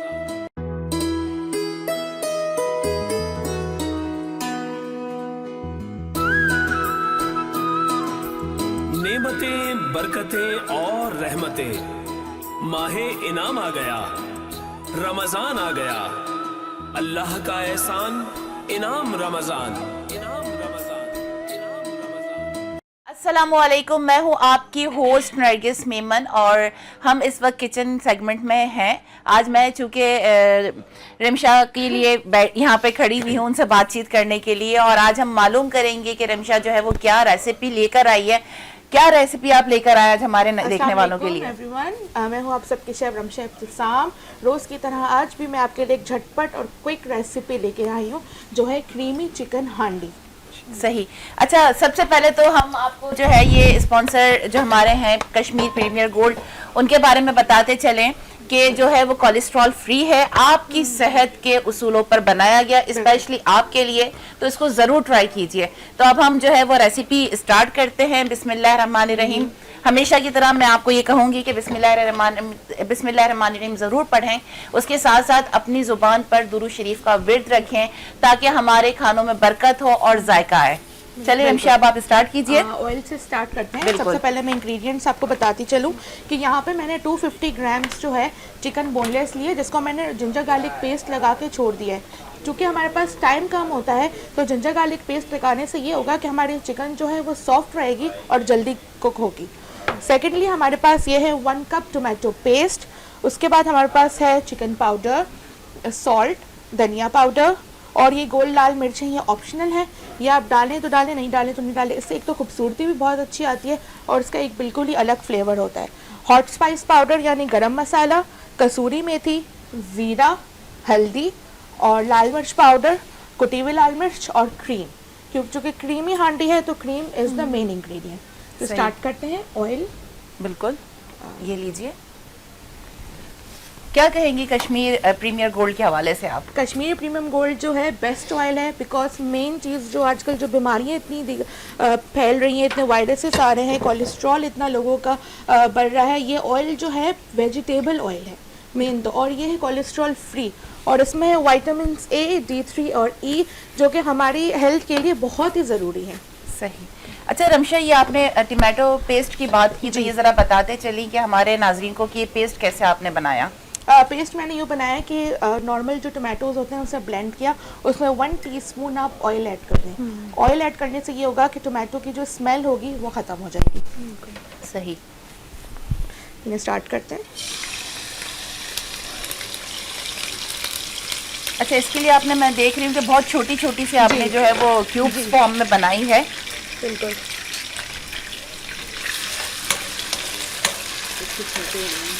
اس وقت میرے ساتھ موجود ہے رضوانہ فاروق صاحبہ، اور جو کہ ہم آپ کو پہلے بھی بتا چکے ہیں کہ ہوسٹ ہیں اور نیوز اینکر ہیں پی ٹی وی ہوم کے حوالے سے. تو کیسا فیل کر رہی ہیں آپ اس وقت ہمارے ساتھ؟ بہت اچھا فیل کر رہی ہوں کیونکہ رمشا کو ماشاءاللہ سے بہت پہلے سے جانتی ہوں, ان کا کام بھی میں نے دیکھا ہوا ہے ماشاءاللہ سے. جی بالکل, بہت اچھا کام کرتی ہیں یہ, اور یہ آن لائن بھی آپ کا کام ہے نا؟ جی ماشاءاللہ. میرے برانڈ کا نام ہے اسٹار فوڈ اسپاٹ. یہی جو ہے میری چکن کریمی ہانڈی بہت رننگ آئٹم ہے. اگر آپ آرڈر کرنا چاہتے ہیں تو میرا واٹس ایپ انسٹاگرام پہ بھی آپ مجھے کانٹیکٹ کر سکتے ہیں. اب میں نے چکن ایڈ کی, اب میں اس میں ڈالوں گی زیرہ, تاکہ زیرے کا فلیور جو ہے وہ چکن میں انہینس ہو جائے. صحیح. اور یہ بٹن ریڈ بٹن چلی, یہ بہت کوئک ریسیپی ہے, کوئک ریسیپی فوراً ہو جاتا ہے نا. جی صحیح. اچھا, زیرہ جب آپ لے کر آتے ہیں, ظاہر ہے گروسری جو منتھلی ہماری آتی ہے, تو کوشش کیا کریں کہ زیرے کو تھوڑا سا جو روسٹڈ کر کے رکھیں. اس سے یہ ہوتا ہے کہ ایک تو اس کا فلیور بہت انہینس ہوتا ہے, دوسرے جو اگر اس میں چھوٹے سے کیڑے وغیرہ جو بھی کچھ ہوتا ہے تو اس سے زیرہ بہت محفوظ رہتا ہے. تیسرا ہے کہ اگر آپ کے پیٹ میں درد ہوتا ہے تو آپ جو ہے وہ زیرہ اور چینی کھائیں, وہ روسٹڈ زیرے کا اچھا سا ایک فلیور ہوتا ہے, تو ایزی آپ جو ہے نا ایزیلی اس کو چبا کر کھا سکتے ہیں. اب میں نے اس میں ایڈ کیا 1 کپ ٹومیٹو پیسٹ. جی, ٹماٹو کے حوالے سے میں یہ کہنا چاہوں گی کہ ابھی ریسنٹلی یہ ہوا ہے ٹماٹر بہت زیادہ مہنگے ہو گئے نا. بالکل بالکل. تو اگر آپ ٹماٹر بیچ میں سستے بھی ہوئے تھے تو آپ لے کر اس طرح سے ذخیرہ کر کے پیسٹ بنا کر رکھ سکتے ہیں اپنے فریزر میں. بالکل, میں اسی طریقے سے رکھتی ہوں. ورنہ ایک یہ بھی ہوتا ہے کہ آپ فریزر میں پیسٹ بھی نہ بنائیں, ویسے بھی رکھ دیں اور جب آپ نکالیں گے تو بالکل فریش رہتا ہے. کیونکہ ہم لوگ بھی ابھی یہی کر رہے ہیں, ذخیرہ کر کے مہنگے ہونے والے تھے. بالکل ایسا ہی ہے. اس وقت ہمارے ساتھ جو ہیں وہ شازیہ صاحبہ جو عالمہ ہیں وظائف کے حوالے سے ہوتی ہیں ہمارے ساتھ, وہ بھی موجود ہیں. تو شازیہ, میں چاہوں گی کہ چونکہ ہم ابھی کچن سیگمنٹ میں ہیں تو کوئی ایسا وظیفہ بھی بتائیے کہ ہمارے جو کھانے ہیں نا تو اس میں برکت ہو جائے. جی بالکل.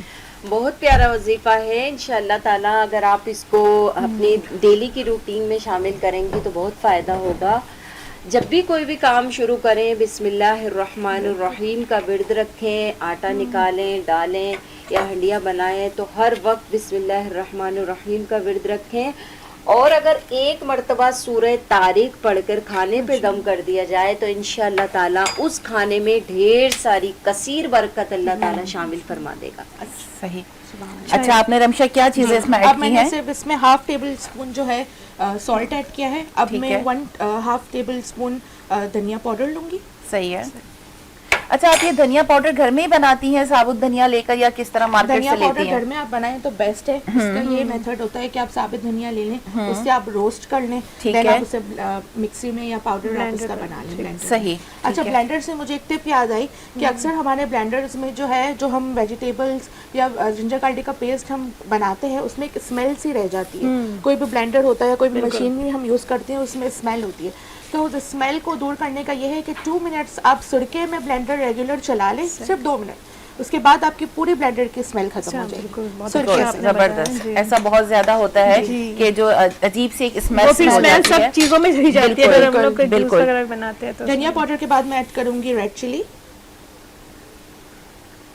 ریڈ چلی کم رکھنی ہے کیونکہ کریمی ہانڈی کا جو فلیور ہوتا ہے وہ مائلڈ ہوتا ہے, اتنا اسپائسی نہیں ہوتا. 1 پنچ ٹرمرک, ہلدی, کٹی ہوئی لال مرچ. اس میں دیکھیں گول لال مرچ ہے تو اس کا بھی فلیور ہوگا, پھر کٹی ہوئی کا بھی اور ریڈ کا بھی. تو بہت احتیاط سے آپ نے جو ہے اسپائسز کا یوز رکھنا ہے. اور چکن پاؤڈر,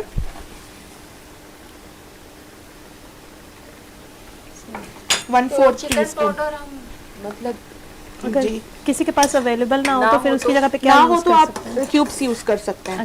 اور اگر کیوبس بھی نہ ہو تو کیوبس بھی نہ ہو تو آپ یخنی بنا سکتے ہیں. یخنی بنا لیں, ٹھیک ہے, کیونکہ عموماً ہر گھر میں کیوبس موجود نہیں ہوتے ہیں, پاؤڈر بھی نہیں اویلیبل ہوتا, تو ایسی چیز جو گھر میں اویلیبل ہو تو وہ ہم کر لینا. ہڈیاں اور جو گوشت ہمارے پاس موجود ہوتا ہے اس کا ہم براث نکال لیں, ٹھیک ہے, ایک پیاز, ایک گاجر اور لہسن ادرک ڈال دیں تو وہ ہمارا چکن پاؤڈر کا ہی فلیور دے گا. اس یخنی کا جو فلیور آئے گا وہ چکن پاؤڈر. اچھا رضوانہ صاحبہ, یہ بتائیے کہ آپ اپنا رمضان کس طریقے سے, کیا اسکیجول, کیا مینجمنٹ, کیونکہ ظاہر ہے آپ بھی ایک ورکنگ وومن نہیں ہے, ورکنگ وومن ہے, تو آپ کس طریقے سے اپنے گھر کو مینج کر کے چلتی ہے رمضان کے ہم خواتین جو ہوتی ہیں نا, ہم بیٹی بھی ہوتی ہے, ماں بھی ہوتی ہے, بہو بھی, بیوی بھی ہوتے ہیں اور ورکنگ وومن بھی ہوتے ہیں, تو ہمیں یہ سب چیزیں مینج کرنی پڑتی ہے, ظاہر ہے خود سے کرنی پڑیں گی. اب رمضان رمضان کا مہینہ تو بہت زیادہ بزی ہوتا ہے ہمارا کچن میں. بالکل. تو بس تھوڑا سا اپنا شیڈول تھوڑا سا بنانا پڑتا ہے کہ کچن میں بھی وقت گزارنا ہے, کام بھی کرنا ہے, گھر بھی دیکھنا ہے. صحیح. تو ماشاءاللہ سے کر لیتے ہیں. باقی اور بھی آپ جیسے ورکنگ وومنز ہیں, آپ لوگ بھی ظاہر ہے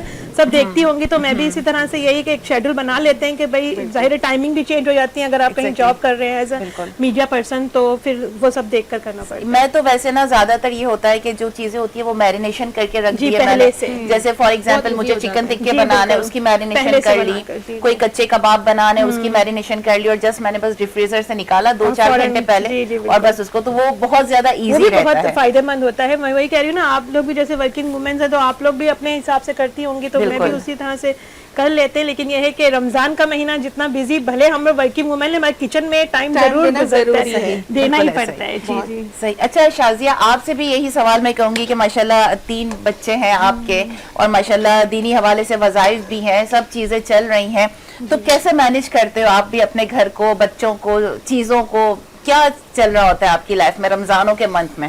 اچھا, جیسا آپ نے بتایا کہ ابھی کہ آپ اس طرح فریزر میں جو ہے وہ فروزن کی چیزیں بنا کے رکھ دیتی ہیں, کباب ہے, مسالہ ہے, تو میری بھی یہ روٹین ہے کہ میں اس طریقے سے یہ چیزیں چٹنی بنا کے رکھ دیتی ہوں, کباب ہے اور اس طرح ٹکا ہے, تو اس طرح اس کو سیو کر دیتی ہوں. ٹھیک ہے.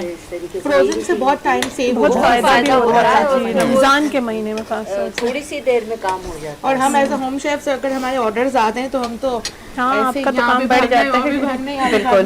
اچھا نرگس, آپ بتاتی ہیں کہ جیسے ٹپ وغیرہ بتاتی ہیں, تو یہ جو لہسن ادرک ہم پیس کے رکھ دیتے ہیں تو کتنے دن تک اس کو استعمال کر سکتے ہیں؟ اس میں لہسن ادرک میں دیکھیں یہ ہوتا ہے کہ اگر آپ کالا نہ پڑے, ہاں لہسن ادرک میں اگر آپ جو ہے وہ ½ کپ یا تھوڑا سا تیل اس میں ایڈ کر دیں گے, جب آپ اس کو پیس رہے ہوں گے تو آپ دیکھیں گے کہ وہ جو کلر آپ کتنے بھی 1 منتھ رکھ لیں, 1.5 منتھ رکھ لیں, وہ کلر جو ہے نا اس کا خراب نہیں ہوتا, اس میں کسی قسم کی کوئی اسمیل نہیں ہوتی. ½ کپ کتنے اس میں مطلب اگر میں 1 kg کرتی ہوں تو میں اس میں ½ کپ تیل جو ہے نا وہ لازمی ڈالتی ہوں. جس میں نمک بھی ایڈ کر سکتے ہیں. نہیں, میں نمک نہیں ڈالتی کیونکہ سم ٹائم یہ ہوتا ہے کہ کوئی ہمارے یہاں پہ بلڈ پریشر کا پیشنٹ آ گیا تو ایکسٹرا نمک ہو جائے گا.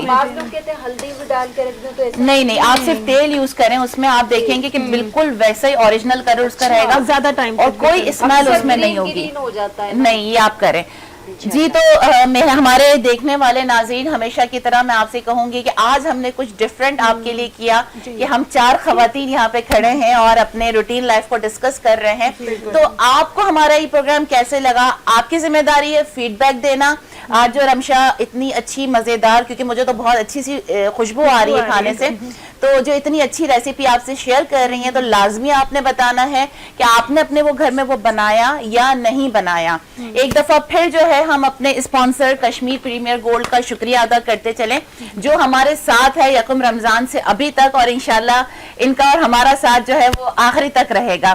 تو thank you so much Kashmir premier gold کے آپ جو ہے ہمارے صحت کو دیکھتے ہوئے آپ نے اس کا آئل بنایا, کولیسٹرول فری بنایا. اب آپ کیا کر رہی ہیں اس میں؟ اب میں نے اس میں پہلے ایڈ کیا تھا 1/4 ٹی اسپون گرم مسالہ پاؤڈر. ٹھیک ہے. پھر میں نے اس میں تھوڑا سا دھنیا ایڈ کیا. دھنیا میں اوپر سے ایز اے گارنش بھی یوز کروں گی, لیکن میں نے گریوی میں اس لیے شامل کیا ہے کہ دھنیا کا بھی ایک فلیور جو ہے وہ بہت آؤٹ اسٹینڈنگ ہوتا ہے. صحیح. اب میں نے اس میں ایڈ کر دی کریم. ٹھیک ہے. اچھا, آپ نے جو ہے وہ اسٹارٹنگ پہ میرا خیال ہے کہ آپ نے یہ نہیں بتایا کہ آپ نے چکن کتنی لی تھی. Chicken 250 grams. 250 گرامز لیا تھا. صحیح ہے. اچھا, تو آپ یہ دیکھ رہے ہیں کہ جب کریم اس میں ڈالی ہے رمشا نے, اور اس کا جو کلر بڑا خوبصورت سا اور بہت ریشمی سا ٹیکسچر آ رہا ہے ہماری ہانڈی کا, تو دیکھتے ہیں, خوشبو بتا رہی ہے کہ انشاءاللہ ذائقہ بھی بہت اچھا ہوگا. دھنیا پودینے کے حوالے سے میں ایک چھوٹی سی ٹپ شیئر کرنا چاہوں گی کہ دھنیا پودینہ فریش رکھنے کے لیے ہمیں نیوز پیپر, جب ہم دھنیا پودینے کو صاف کر لیں, اس کے لیوز الگ کر لیں, دین ہم اس کو نیوز پیپر میں ڈال کے ایئر ٹائٹ باکس میں ڈال دیں گے تو 2-3 منتھس تک دھنیا پودینہ کہیں نہیں جاتا آپ کا, کیونکہ اس میں موئسچر بالکل ہی نیوز پیپر جو ہے وہ ابزارو کر لیتا ہے, تو یہ دھنیا پودینہ ہمارا فریش رہتا ہے. جتنا پانی میں رہے گا اتنا ہی خراب ہو جائے گا. تو آپ اس میں نیوز پیپر یا بٹر پیپر میں آپ دھنیا پودینہ صاف کر کے رکھ دیں. ٹیشو پیپر نہیں, صرف بٹر پیپر اور نیوز پیپر. اچھا رمشا, ایسا بھی تو ہو سکتا ہے کہ جہاں پر دھوپ آ رہی ہو تو ہم تھوڑی دیر کے لیے اس کو وہاں پہ رکھ دیں, لیکن پھر وہ ڈرائی فارم میں چلا جائے گا. ڈرائی فارم میں وہ چلا جائے گا. ٹھیک ہے, ڈرائی فارم میں چلا جائے گا. صحیح. اور ہری مرچ سیو کرنے کا طریقہ بھی بتائیں. ہری مرچ دیکھیں فریش ہی اچھی لگتی ہے, کیونکہ وہ جو تیکھا پن جو آتا ہے وہ फ्रेश मिर्चियों से ही आता है। आप टाइम सेव करने के लिए फ्रीज कर सकते हैं, लेकिन बेस्ट ये है कि आप फ्रेश ही यूज़ करें। सही। अच्छा, तो मैं साथ साथ हमारे करम फरमाओं का एक दफ़ा फिर शुक्रिया अदा कर दूं जिन्होंने हमारे साथ ताउन किया है और ताउन कर रहे हैं, तो मैं उनका जिक्र करती चलूं क्योंकि इस मौके पर उनको भूलना जो है उनके साथ नाइंसाफ़ी है। तो del sanitary ware, Pakistan ceramic industry, Mohammad Rashid अल गाबा पब्लिशर, कुजीनो बाय एनएम्स, बोलती किताबें Javed publisher, Kashmir premiere gold. जी, तो क्या कर रही हैं अब? ये रेडी, अब हम इसे डिश आउट करते हैं। आज हमने यूज़ किया है अपनी डिश में कश्मीर प्रीमियम गोल्ड, जो हमारी हेल्थ के लिए है बहुत बेनिफिशियल।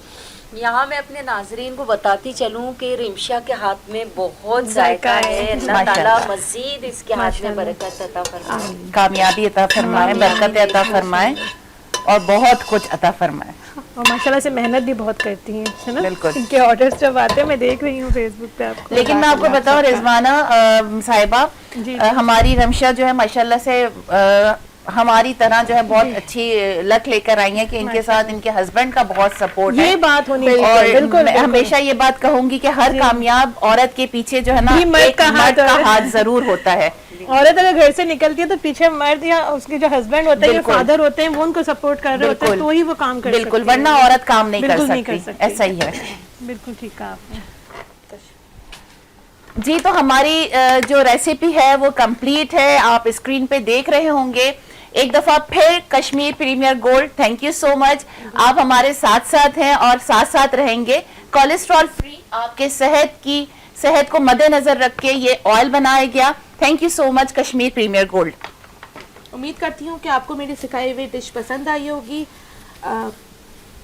अब जो है हमारी रेसिपी कंप्लीट हो चुकी है। हमेशा की तरह मैं आपसे ये कहूंगी कि अपनी दुआओं में मुझे और हमारी टीम को जरूर याद रखिए, जिसके जो आपके लिए नई नई रेसिपीज लेकर आती हैं, आपके लिए इंफॉर्मेटिव चीजें लेकर आती हैं, तो हमें अपनी दुआओं में जरूर याद रखिए, इस उम्मीद के साथ कि आपके साथ दोबारा जो है वो हाजिर होंगी। अल्लाह हाफिज। अल्लाह हाफिज।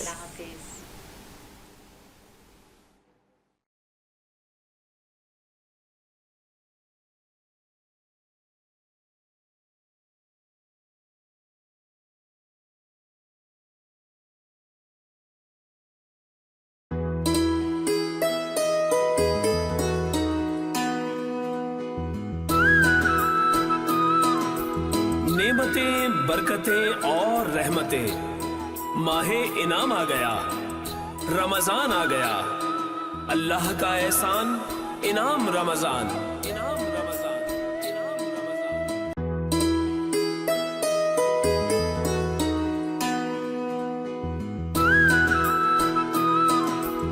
नेमतें, बरकतें और रहमतें, माहे इनाम आ गया, रमजान आ गया, अल्लाह का एहसान, इनाम रमजान, इनाम रमजान, इनाम रमजान। बेतलब भीख यहाँ मिलती है, आते जाते ये वो दर है कि जहाँ दिल नहीं तोड़े जाते, उनके किरदार का कद नाप रही है दुनिया, जिनके दीवानों के कद तक नहीं नापे जाते, ये वो दर है कि जहाँ दिल नहीं तोड़े जाते, और नूर की हद में फकत नूर ही जा सकता है, नूर की हद में فقط نور ہی جا سکتا ہے، ہم سے جو ہوتے بھلا عرش پہ کیسے جاتے،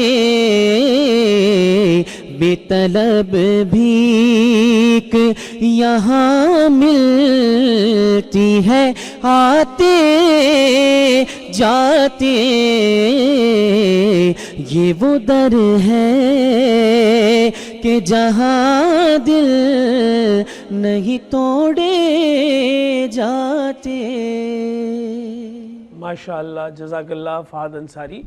اور جب بھی میں کسی ایسے شخص کو پکارتا ہوں جس کے نام کے ساتھ انصاری آتا ہے، مجھے ایسا گمان ہوتا ہے کہ شاید اس کی شجر نسب کہیں جا کر جڑے گا ان انصار سے جنہوں نے مدینے میں میرے آقا حضور پرنور حضرت محمد مصطفیٰ صلی اللہ علیہ وآلہ وسلم کو سب سے پہلے میزبانی کے لیے خوش آمدید کہا تھا۔ اور میرے لاکھوں سلام ہوں حضرت ابو ایوب انصاری علیہ رحمہ پر اور رضی اللہ تعالی عنہما پر۔ اور ساتھ ہی ساتھ ہم اپنے دیگر مہمانوں کا آپ سے تعارف کروائیں گے۔ ہمارے ساتھ بڑے شاندار مہمان موجود ہیں۔ سب سے پہلے میرے دائیں جانب موجود ہیں جناب ڈاکٹر محمد علی بروئی صاحب، سینیٹر ڈاکٹر محمد علی بروئی صاحب۔ سینیٹر صاحب، آپ کو خوش آمدید کہتے ہیں۔ آپ کا تعلق پاکستان پیپلز پارٹی سے ہے، آپ ایک سینئر پولیٹیشین ہیں، ساتھ ہی ساتھ شعبہ طب سے آپ کا تعلق ہے اور جو ہے وہ پریکٹسنگ ڈاکٹر ہے۔ آپ سے ہم گفتگو کریں گے، بڑا اچھا لگا آپ سے مل کر۔ ہمارے ساتھ بائیں جانب ایک مہمان موجود ہیں جن کے لیے میں یہ کہوں تو شاید غلط نہ ہوگا کہ ڈاکٹر سدرا کنول ہیں، اور میرے علم کے مطابق، ہو سکتا ہے میری کریکشن ہو تو دیکھنے والے ڈیجیٹل پہ یا ٹیلی ویژن پہ میری کریکشن کر دیجیے گا، کہ میں نے پہلی دفعہ دیکھا ہے کہ ڈاکٹر سدرا کنول جیسی شخصیت میرے ساتھ موجود ہیں کہ جو بیسیکلی DHMS ہے اور پھر اس کے بعد استھیٹک پہ کام کر رہی ہیں۔ یہ کامبو جو ہے، یہ کمبینیشن میں نے پہلے نہیں سنا تھا۔ ڈاکٹر صاحب، آپ کو یہاں خوش آمدید کہتے ہیں۔ وعلیکم السلام۔ اور پھر اس کے بعد ہمارے ساتھ ایک اور مہمان موجود ہیں کہ جو اپنا ایک تعارف تو یہ رکھتی ہیں کہ وہ شعر کہتی ہے، اور شاید یہی سب سے غالب تعارف ہے، لیکن ساتھ ہی ساتھ گورنمنٹ آفیسر کے طور پہ، سینئر گورنمنٹ آفیسر کے طور پہ مختلف محکموں میں جو ہے وہ اپنی خدمات انجام دے چکی ہیں اور انجام دے رہی ہیں۔ ہمارے ساتھ موجود ہیں یہاں عظمیٰ اسماعیل صاحبہ، آپ کو بھی یہاں خوش آمدید کہیں گے۔ اور ہمارے ساتھ جب سینیٹر صاحب موجود ہیں تو سینیٹر صاحب سے پہلی بات یہ پوچھیں گے کہ سینیٹر صاحب، MNA جو ہے وہ تو حلقے کا نمائندہ ہوتا ہے، اس کو ووٹ دیا ہوتا ہے، وہ وہاں پہنچتا ہے تو پیچھے ہلکا شور مچاتا ہے، ہمیں یہ چاہیے، ہمیں یہ چاہیے۔ سینیٹر سے تو کوئی نہیں پوچھتا، کیونکہ ظاہر سی بات ہے اس کے پیچھے ہلکا تو نہیں کھڑا ہوتا۔ ہاں نہیں، سب سے پہلے میں وینس انٹرٹینمنٹ اور شہزاد صاحب آپ کو اور تمام ویورز کو السلام علیکم۔ وعلیکم السلام۔ اور گزارش یہ ہے کہ بالکل سینٹر جو ہوتے ہیں وہ تمام پروونسز کے نشست مخصوص ہیں جی، جن کو منتخب کرتے ہیں MPs جی، اور سینیٹر جو ہوتا ہے وہ آل آف پاکستان ہی ہوتا ہے، اس کا حلقہ جو ہے تو جو اس کو منتخب کرتے ہیں، تو اسی جو ہے اپر ہاؤس کہلاتا ہے سینیٹ، ایوان بالا، ایوان بالا جو ہے۔ تو جو member of national assembly MNA جس کو کہتے ہیں، وہ ایوان زیری جو ہے، تو وہ جو ہے وہ اپنا جو ہے اپنا ان کو منتخب کرتے ہیں یہاں پہ جو ان کی کانسٹیٹیوئنسی جو حلقے سے، تو زیادہ جو ہے ذمہ داری دونوں جو ہے اس کے بڑی ذمہ داری سینیٹرز کے اوپر بھی ہے، کیونکہ وہ ایوان بالا میں جو بل وغیرہ جہاں جو بھی ہوتی ہیں اس میں نیشنل اسمبلی میں ڈسکشن یا بل وغیرہ جہاں جو بھی وہ اس میں ایوان بالا میں، اور وہیں سے اس کی تصدیق ہوتی ہے۔ جی اچھا سینیٹر صاحب، میں ایک اور چیز آپ سے پوچھنا چاہوں گا۔ ایک ہے منسٹری، جو کسی MNA کو مل جائے تو وہ فیڈرل منسٹر ہے، اگر وہ کسی سینیٹر کو مل جائے تو وہ منسٹر فار اسٹیٹ ہے، لیکن ساتھ ہی ساتھ بہت ساری کمیٹیز بھی ہوتی ہیں سینیٹ کی، اور آپ نے بھی کمیٹیز کو دیکھا ہے، میرا خیال ہے ہاؤسنگ کی کمیٹی تھی۔ جی، ہاؤسنگ ورکس اور انوائرمنٹ کا بھی رہا ہوں میں، چیئرمین اسٹینڈنگ کمیٹی۔ تو چیئرمین اسٹینڈنگ کمیٹی کے طور پہ کیا پاورز ہوتی ہیں ایک سینیٹ کی اسٹینڈنگ کمیٹی کے چیئرمین کے پاس؟ کیا وہ متعلقہ ادارے کو احکامات جاری کر سکتا ہے، ادارے کے سربراہ کو جو ہے وہ کال کر سکتا ہے، کیا کہیں گے سر؟ جی ہاں بالکل، تاکہ میکینزم سمجھ میں آ سکے. جی ہاں، اس کا یہ ہے کہ جو چیئرمین جو ہوتا ہے اسٹینڈنگ کمیٹی کا، وہ جو ہے تمام اس کمیٹی کے تھرو جو ہے وہ بلا سکتا ہے اس منسٹری کو. اس میں منسٹر بھی آئے گا اور وہ اس کو ہیلڈ جو ہے وہ چیئرمین اسٹینڈنگ کمیٹی سے کرتا ہے. جو اس میں مختلف جو بھی ہوتے ہیں ایجنڈاز ہوتے ہیں، تو اس میں 6-7 جو ہیں کمیٹی میں ممبر بھی ہوتے ہیں. تو اس میں جتنے بھی منسٹری کے جتنے سیکرٹری، منسٹر اینڈ دین سارے جو ہیں وہ اس میں آتے ہیں، اور پورا ایک کوشچن جو ہوتا ہے ان کی جو ہے وہ جواب دہ ہیں، وہ بتاتے ہیں. اچھا سر صاحب، ایک اور چیز وہ یہ کہ ہم آپ سے بہت عرصے کے واقف ہیں، اور آپ جتنے شائستہ مزاج اور جتنے نفیس آدمی ہیں اس کا تو کیا ہی کہنا، سبھی معترف ہیں، اور بڑا دھیما لہجہ اور سب سے پیار سے ملنا اور بہت ڈاؤن ٹو ارتھ. تو سر صاحب بس آپ سے دریافت یہ کرنا چاہ رہا تھا، ایک سیاسی جماعت کی ایفیلیشن کے ساتھ جب کوئی پولیٹیکل ورکر یا پولیٹیکل لیڈر کھڑا ہوتا ہے اور جب وہ تبدیل کرتا ہے اپنی ایفیلیشن، تو وہ اس کو جسٹیفائی کیسے کرتا ہے؟ کیا وہ اپنے نظریات کو تبدیل کر رہا ہوتا ہے، یا اس نئی پارٹی کی پالیسی سے وہ زیادہ مطمئن ہو رہا ہوتا ہے؟ اصل میں کافی اس طرح کے ہوئے ہیں. یہ جو ہے جو ممبران منتخب ہوتے ہیں، چاہے وہ نیشنل اسمبلی کے ایم این ایز اگر چینج کرتے ہیں فلور، یا سینٹ کی جو ہے، تو اس میں جو ہے 2 چیزیں ہیں. دیکھیں بات یہ ہوتا ہے کہ یا تو اس میں نظریات کی، اس میں اگر اس کی یا ان کی کوئی انٹرسٹ آف ان لوگوں کی، اگر وہ دوسری اس میں بینچ میں بیٹھتے ہیں، جو گورنمنٹ بینچ ہے، یا اس میں اگر وہ اپوزیشن میں ہیں، یا اس میں یا گورنمنٹ میں ہیں، تو وہ اگر دوسری اس میں آ جاتے ہیں، تو مقصد یہ ہے. تو میرے لحاظ سے ہونا تو یہ چاہیے کہ میرے نظریے سے، میری سوچ سے، عقل سے، کہ چینج نہیں کرنا چاہیے. جس پارٹی سے آپ ایک فیصلہ ہونا چاہیے، پہلے آپ اچھے سے سوچ سمجھ کے فیصلہ کر لیں کہ میں کس آئیڈیالوجی کو فالو کر رہا ہوں. تو جس آئیڈیالوجی کو آپ فالو کر رہے ہیں اور آپ اس سے منتخب ہو کے آتے ہیں، تو بہتر تو یہ ہے، اور اس کی جو خوبصورتی یہی ہے اس کی کہ وہ اسی میں وہ جو ہے اپنے لائل رہے، اور اسی اپنی آئیڈیالوجی کو اسی اس میں قائم رہے، اور وہ اس کی سوچ جو ہے وہ رہے. یعنی کہ ہماری جو عوام ہے، جو ہمارا کنٹری، ملک جو ہے پاکستان، اس کی سرو کرنی ہے. اس کے لیے چاہے ہم وہ اپوزیشن بینچز میں ہو، چاہے وہ گورنمنٹ بینچز میں بیٹھا ہو. اچھا ڈاکٹر صاحب، میرے ذہن میں ایک اور چیز بھی آ رہی تھی کہ جب آپ نے MBBS کیا، تو جس ادارے سے آپ نے کیا SMC سے، کم و بیش آپ کے اوپر تلے ایسے پولیٹیکل فگر تھے. Doctor Farooq Sattar was there, doctor Khalid Maqbool was there, پھر اس کے بعد وہ ڈاکٹر صاحب جو تھے، ڈاکٹر حیدر، جو وہ بعد میں ایک صوبہ تحریک سلیم حیدر صاحب، ہی واز دیئر. پھر اس کے بعد doctor Imran Farooq was your senior. تو یہ آس پاس تو سارا آپ کا پولیٹیکل حوالہ ہے. تو اس کا مطلب ہے SMC بہت زرخیز نہیں ہے پولیٹکس کے حوالے سے؟ ہاں، میں تھوڑا سا ہے جو ہے کافی فرٹائل ہے کہ وہاں سے بڑی بالکل جو ہے شیرازی بھائی. تو ڈاکٹرز جو ہے کافی گریجویٹ جو ہے SMC سے اور DMC سے بھی نا کچھ، تو جیسے ڈاکٹر ارشد لباد تھے، تو وہیں سے ڈاکٹر صغیر تھے، وہ ادھر سے تھے، سابق وزیر تھے. تو یہاں سے جو ہے یہ سینئرز تھے میرے 2 سال جو ہے. بس میرا یہ بات کہنے کا جو مقصد تھا نا وہ یہ تھا کہ SMC ہو، DMC ہو، یا کوئی بھی میڈیکل کالج یا یونیورسٹی ہو، میں یہ دیکھ رہا ہوں کہ جو MBBS کر کے وہاں سے پاس آؤٹ ہوتے ہیں، ان میں سے بیشتر جو ہے وہ پالیٹکس کی طرف چلے جاتے ہیں، اور بیشتر جو ہے وہ سول سروسز میں چلے جاتے ہیں. معلوم یہ ہوتا ہے کہ کتنی مشکل یہ پوزیشن ہے کہ ایک بچہ جا کر MBBS کر کے ڈاکٹر بنے. آپ کی اچھی بات یہ ہے کہ آپ نے بینگ اے ڈاکٹر اپنی پریکٹس جاری رکھی ہوئی ہے. بہت بہت شکریہ، آپ ہمارے ساتھ تھے. لیکن ابھی ہم آپ کو رخصت نہیں کریں گے، آپ کچھ دیر ہمارے ساتھ رہیں گے، اور ہمارے ساتھ دیگر مہمان جو موجود ہیں اس میں سب سے پہلے بات کرتے ہیں خوبصورتی پر، اور خوبصورتی پر بات کرنے کے لیے ایستھیٹک کی مینز میں کام کرنے والی ڈاکٹر صاحبہ ہمارے ساتھ موجود ہیں. ڈاکٹر سدرہ کنول صاحبہ, پہلے تو میں آپ سے یہ پوچھوں گا, جب آپ DHMS ہیں میری طرح, تو یہ ایستھیٹک کا آپ کو خیال کیوں آ گیا؟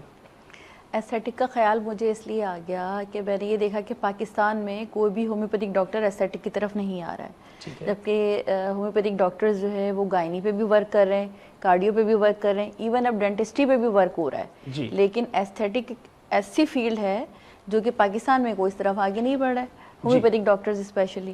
تو بس یہ خیال یہ سوچ کے آ گیا کہ ہمیں کرنا چاہیے, پہلا قدم ہمیں اٹھانا چاہیے. اچھا, ایک بڑا جو ہے وہ لے مین سا سوال ہے میرا. جیسے میں ایک مثال دیتا ہوں کہ جو ہیئر ڈریسر ہوتا ہے اس کے اپنے بال بہت خوبصورت ہوں تو اس سے بال کٹوانے میں نا بندہ آمادہ ہو جاتا ہے. بالکل. تو کیا ضروری ہے اسی طریقے سے ایستھیٹک پہ کام کرنے والی ڈاکٹر کو بہت خوش شکل ہونا چاہیے آپ کی طرح, کہ بھئی تاکہ لوگوں کو دیکھ کے لگے ہاں میں بھی اتنی خوبصورت ہو سکتی ہوں؟ نہیں, ایسا تو ہے, آپ کو جس فیلڈ میں آپ ہوتے ہیں آپ کو اسی حساب سے اپنے آپ کو مینٹین کرنا پڑتا ہے, ورنہ لوگ یہی کہہ رہے ہوتے ہیں, بالکل جنرل سی بات ہے کہ آپ اپنی طرف بالکل چراغ تلے اندھیرا کیسے ہو گیا. بالکل ایگزیکٹلی. یہ بتائیے, ایستھیٹک بہت بڑا شعبہ ہے. بالکل.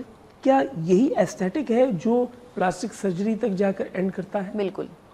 اچھا, اور آپ کیا سمجھتی ہیں کہ جو پہلے بہت مطلب ریئر دیکھا جاتا تھا کہ لوگ پلاسٹک سرجری پہ جا رہے ہیں, اب لوگ جلدی آمادہ ہو جاتے ہیں پلاسٹک سرجری؟ بالکل ہو جاتے ہیں, کیونکہ لوگ بڑے اویئر ہو گئے اس حوالے سے, لوگوں کا اویئرنیس بڑی. ہاں کچھ لوگ جو کہ سائیڈ افیکٹس وغیرہ سے ڈر رہے ہوتے ہیں وہ تو ایستھیٹک کی طرف آتے ہوئے بھی ڈرتے ہیں, لیکن ہمارا مین جو کانسیپٹ ہے اس طرف میرے آنے کا, وہ ان لوگوں کے لیے ایک پلس پوائنٹ ہے جو لوگ ایستھیٹک کی طرف آتے ہوئے ڈر رہے ہوتے ہیں اور بہت ساری میڈیسنس لیتے ہوئے ڈر رہے ہوتے ہیں کہ کہیں آیا اس کے سائیڈ افیکٹس تو نہیں ہوں گے. تو جب آپ نے کہا کہ آپ DHMS ہیں تو آپ کو پتہ ہے کہ جب ہومیوپیتھک کی بات ہوتی ہے تو وہاں سائیڈ افیکٹس, تو وہاں پر یہ اطمینان ہوتا ہے, اطمینان ہوتا ہے ہر بندے کو کہ یہاں سائیڈ افیکٹس کی بات سے ہم بالکل پریشان نہیں ہو سکتے.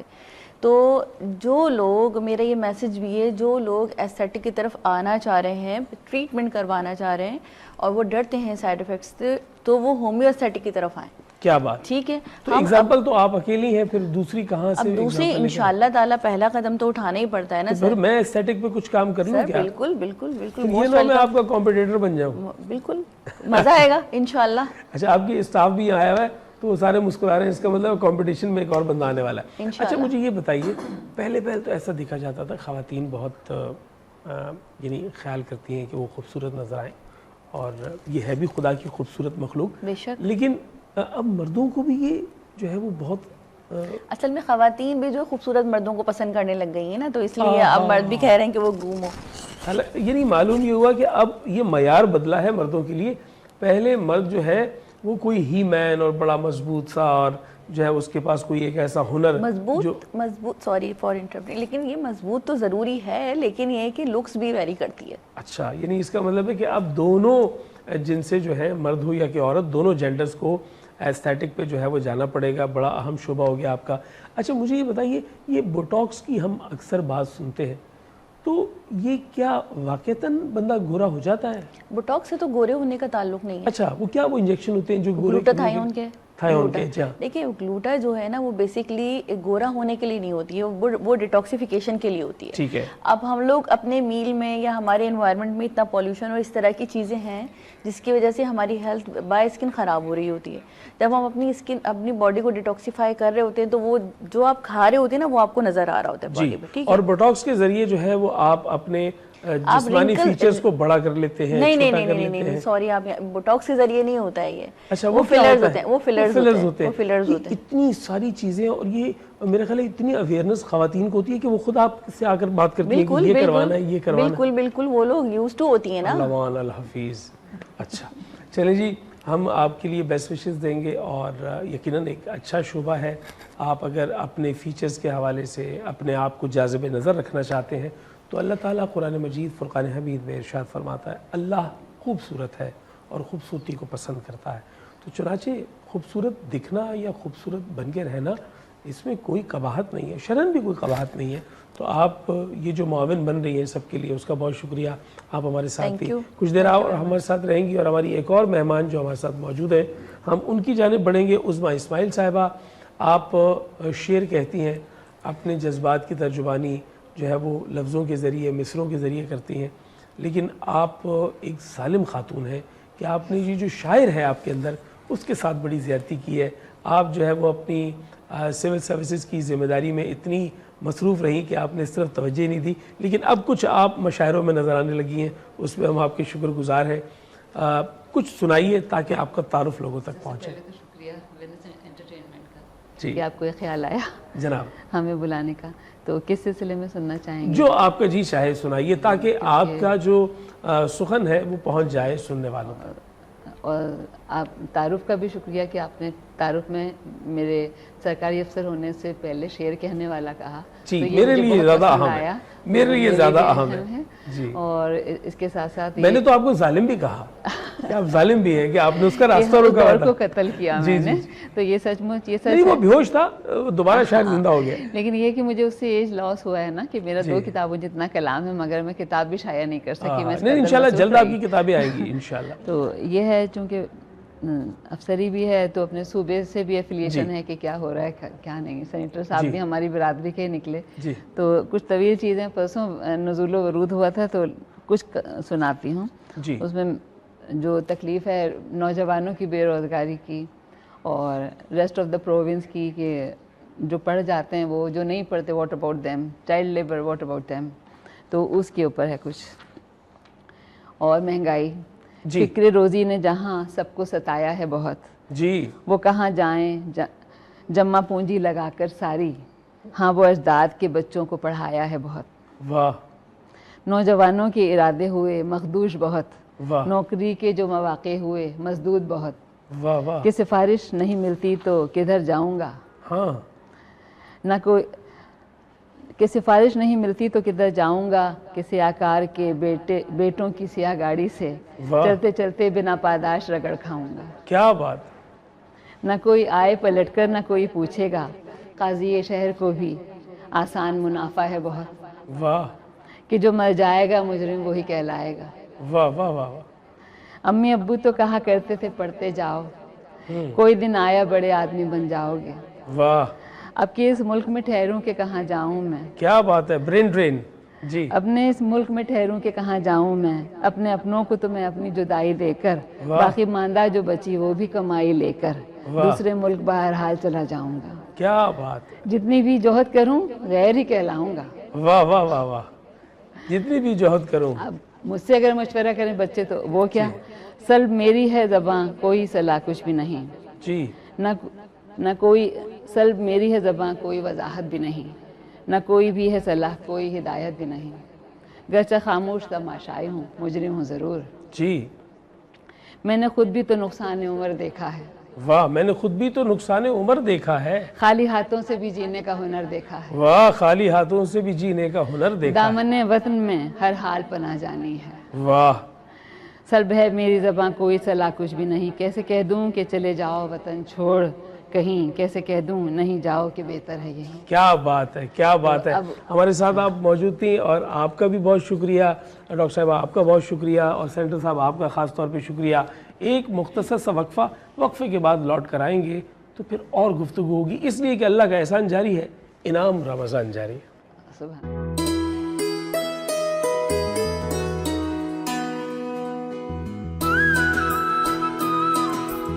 نعمتیں، برکتیں اور رحمتیں، ماہ انعام آ گیا، رمضان آ گیا، اللہ کا احسان انعام رمضان. انعام رمضان.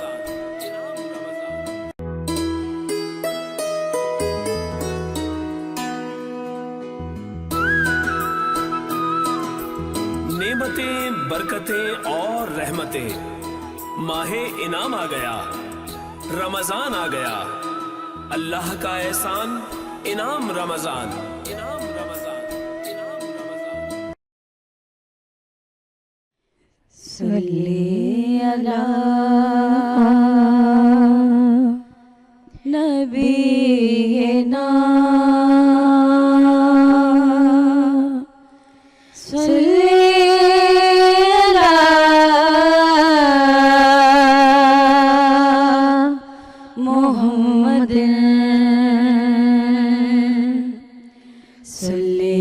علی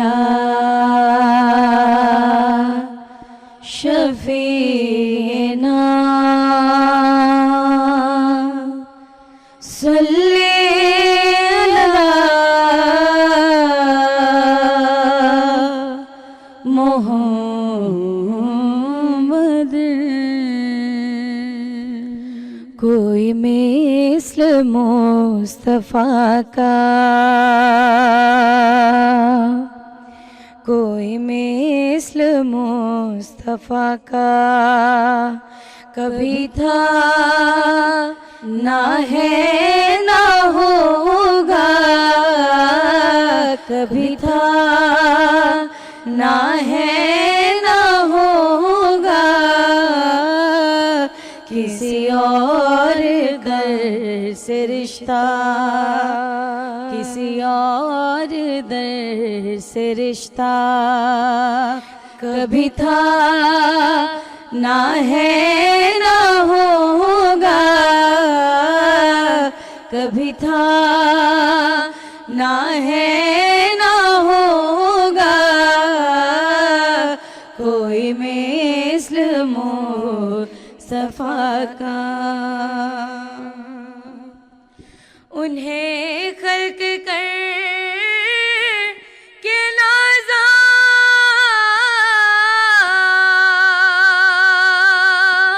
हुआ खुद ही दस्ते कुदरा। उन्हें खल्क कर के नाज़ा हुआ खुद ही दस्ते कुदरत। कोई शाहकार ऐसा, कोई शाहकार ऐसा कभी था ना है ना होगा, कभी था ना है ना होगा। कोई मिस्र मुस्तफ़ा का। किसी वहम ने सदा दी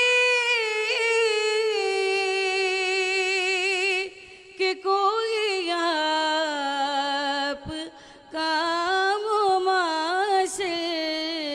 किसी वहम ने सदा दी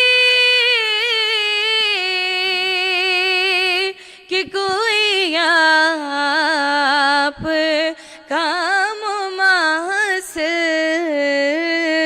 तो यकीन पुकार उठा, तो यकीन पुकार उठा।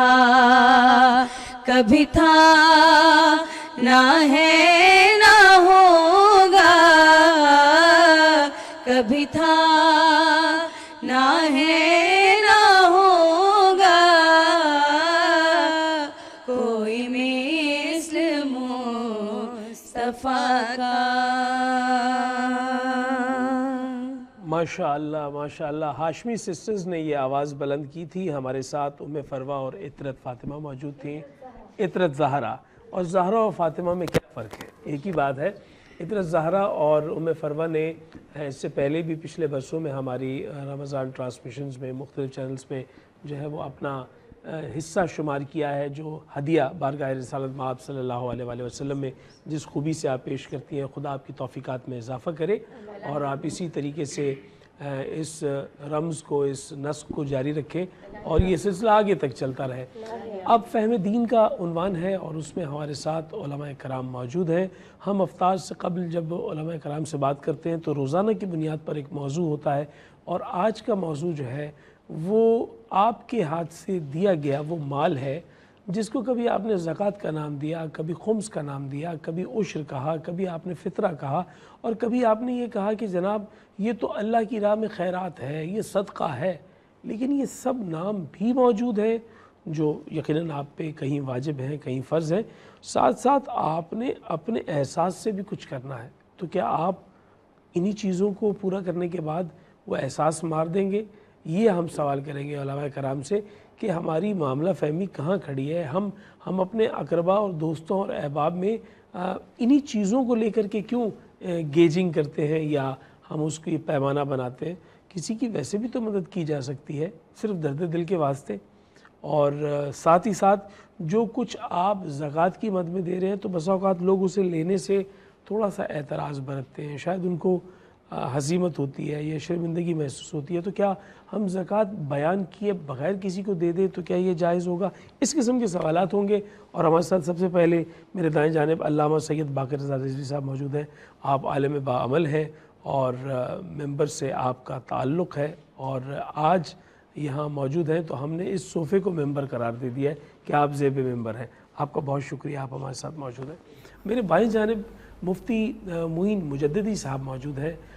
دارالافتاء جو ہے وہ رن کر رہے ہیں اور اس دارالافتاء کی خصوصیت یہ ہے کہ نیشنل نہیں انٹرنیشنل سطح پہ ڈیجیٹلی آپ کہیں سے بھی ان سے رابطہ کر سکتے ہیں اور کسی بھی اپنے مسئلے میں چاہے کوئی بھی اشکال ہو وہ آپ فتویٰ ان سے دریافت کر سکتے ہیں اور آپ کو دارالافتاء سے انٹرنیشنل سطح پہ یہ فتویٰ مل جائے گا. مجددی صاحب آپ کا بہت شکریہ, آپ ہمارے ساتھ موجود ہیں. آج کا موضوع بڑا جدا ہے اور جدا ایسے ہے کہ آپ کیا اپنے آپ کو باندھ رکھیں گے اس معاملے میں کہ جی میں نے یہ ادا کر دیا زکوٰۃ تو اب مجھ پہ کوئی اور چیز واجب الادا نہیں.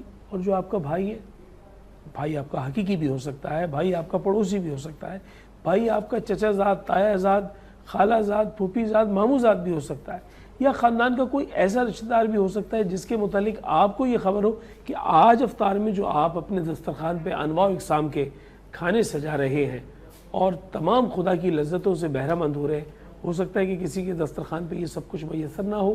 تو آپ کے اگر خیال میں ایسا کوئی شخص ہے تو میں یہ سمجھتا ہوں کہ درد دل کے واسطے تو آپ کو ایسا ہی کرنا چاہیے کہ کچھ اس کی مدد کرنی چاہیے. اس کے لیے زکوٰۃ عشر فطرے کا انتظار نہیں کرنا چاہیے, احساس بھی ہونا چاہیے, میرا کہنا ہے. لیکن ہم علماء کرام سے جانیں گے.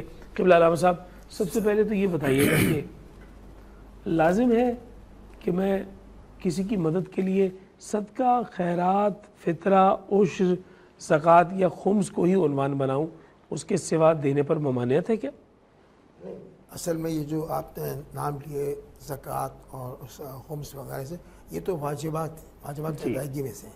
لیکن یہ کہ بہتر یہ انسان کے لیے کہ جناب انسان ان کے علاوہ اور بھی اللہ کے بندوں کی مدد کے لیے صدقے کے طور پر فی سبیل اللہ کے طور پر انسان دے. اب اس میں فی سبیل اللہ بھی آ گیا, یہ بڑا اچھا لفظ ہے. یعنی میں جو اپنی گفتگو میں وہ لفظ نہیں دے پا رہا تھا تو اب اس سے میں نے یہ دے دیا کہ فی سبیل اللہ کچھ بھی کیا جا سکتا ہے اللہ کی رضا کی خاطر, قربتاً اللہ, اللہ کی قربت حاصل کرنے کے لیے نیت یہ ہوگی.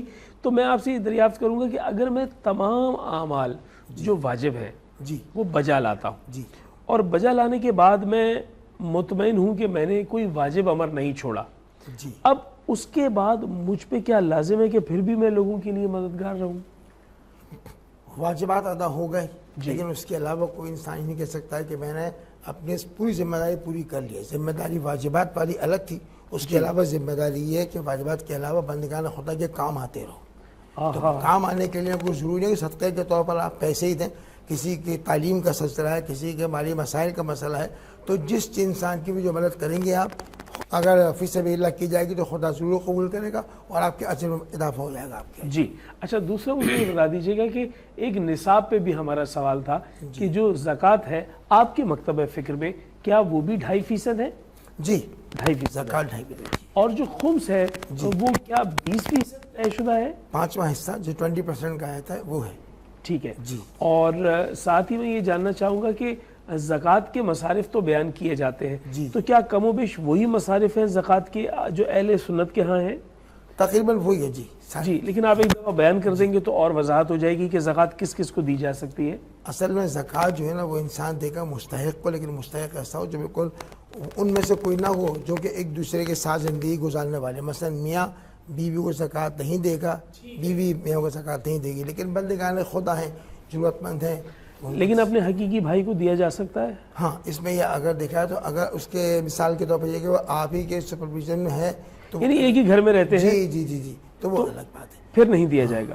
اور اگر اس کا جداگانہ گھر ہے, وہ اپنے بال بچوں کے ساتھ الگ رہتا ہے تو اس کو دے سکتے ہیں. اچھا, میں ایسے موقع پہ ہمیشہ یہ کہتا ہوں آپ کی اجازت سے شیخ عبد الرحمن سلفی غرباء اہل حدیث کے بڑے نامور عالم دین ہیں, ہم سے ان کی بڑی محبت ہے. ان کے پاس ایک صاحب نے اسی طرح یہ فتویٰ لینا چاہا کہ میں صاحب نصاب ہوں, اللہ نے مجھے بہت کچھ عطا کیا اور میرا چھوٹا بھائی جو ہے وہ کمزور ہے اور میں اس کی کچھ مدد کرنا چاہتا ہوں, تو میرے پاس زکوٰۃ جو ہے وہ میرے پاس موجود ہے, میں چاہتا ہوں کہ زکوٰۃ کے ذریعے سے میں ان کی مدد کر دوں. تو یہ سوال ہے میرا. تو اس سے پہلے کہ شیخ کچھ بولتے میں مسکرایا اور میں نے کہا آپ کی اجازت سے میں فتویٰ دے دوں ہنستے ہوئے. تو میں نے کہا آپ کے فتوے پہ اس کا کوئی اثر نہیں پڑے گا, میں تو صرف دل کی بات کروں گا.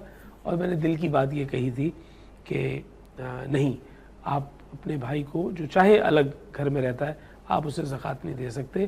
فتویٰ عشق یہ کہتا ہے کہ اس کے ساتھ تو آپ محبت کا معاملہ رکھیں, زکوٰۃ کسی کو بھی ادا کر دیں, اس کو تو زکوٰۃ سے کہیں بڑھ کر دیں, اسے تو مضبوط کریں, اس کے اسباب پیدا کریں. جہاں آپ کے بچے پڑھتے ہیں اسکول میں, یہ کہہ کر اس کے بچوں کو وہاں داخلہ کروا دیں کہ میرے بچے بہت بور ہوتے ہیں, ان کا کوئی خیال رکھنے والا نہیں ہے, یہ اگر کزن سارے ساتھ ہوں گے تو اچھا ہوگا. وہ فیس اپنے ذمہ لے لیں, اپنے لیے کوئی چیز خریدیں اور عین ہو بہو ویسی چیز اپنے بھائی کے گھر بھجوا دیں کہ میرا جی چاہا تھا یہ 2 چیزیں لی, یہ 2 موبائل تھے, ایک موبائل تمہارے لیے لے لیا. کچھ اس انداز سے اس کی مدد کریں کہ اس کی عزت نفس بھی مجروح نہ ہو. چاہے گا کہ آپ جا کر اس کو کہیں زکوٰۃ دے رہا ہوں. اچھا, یہی زکوٰۃ دینے کے حوالے سے مجددی صاحب آپ سے جاننا چاہوں گا, بتا کر دینا لازم ہے؟ میں کسی کی مدد کرنا چاہتا ہوں, میرے پاس زکوٰۃ کے پیسے ہیں اور میں دیکھ رہا ہوں کہ یہ نیڈی ہے, مستحق ہے, مصارف زکوٰۃ میں بھی آتا ہے, تو اب اگر اس کو نہ بتاؤں اور اس کی مدد کر دوں تو کیا یہ جائز ہوگا؟ بسم اللہ والحمدللہ والصلاۃ والسلام علی رسول اللہ وعلی آلہ وصحبہ وسلم. کسی کو بتا کے دی جائے یا نہ دی جائے, دیکھیں اللہ تبارک و تعالیٰ اور شریعت محمدیہ صلی اللہ علیہ وسلم اتنی خوبصورت شریعت ہے, وہ لوگوں کا بھرم بڑا قائم رکھتی ہے. جی, لوگوں کے حالات دوسروں پہ ظاہر نہیں کرتی. اور یہ شریعت بھرم اس لیے قائم رکھتی ہے کہ اللہ بھرم اللہ ہمارے گناہ کو چھپایا ہوا ہے. اللہ نے تو یہ فرما دیا کہ اپنے گناہ کو ظاہر نہ کرو دوسرے پہ, اور اتنا بھرم قائم لوگوں وہ مجھ تک تیرا میرا معاملہ ہے. تو اللہ تعالیٰ نے اس معاملے کے اندر بھی بڑی خوبصورت رکھا.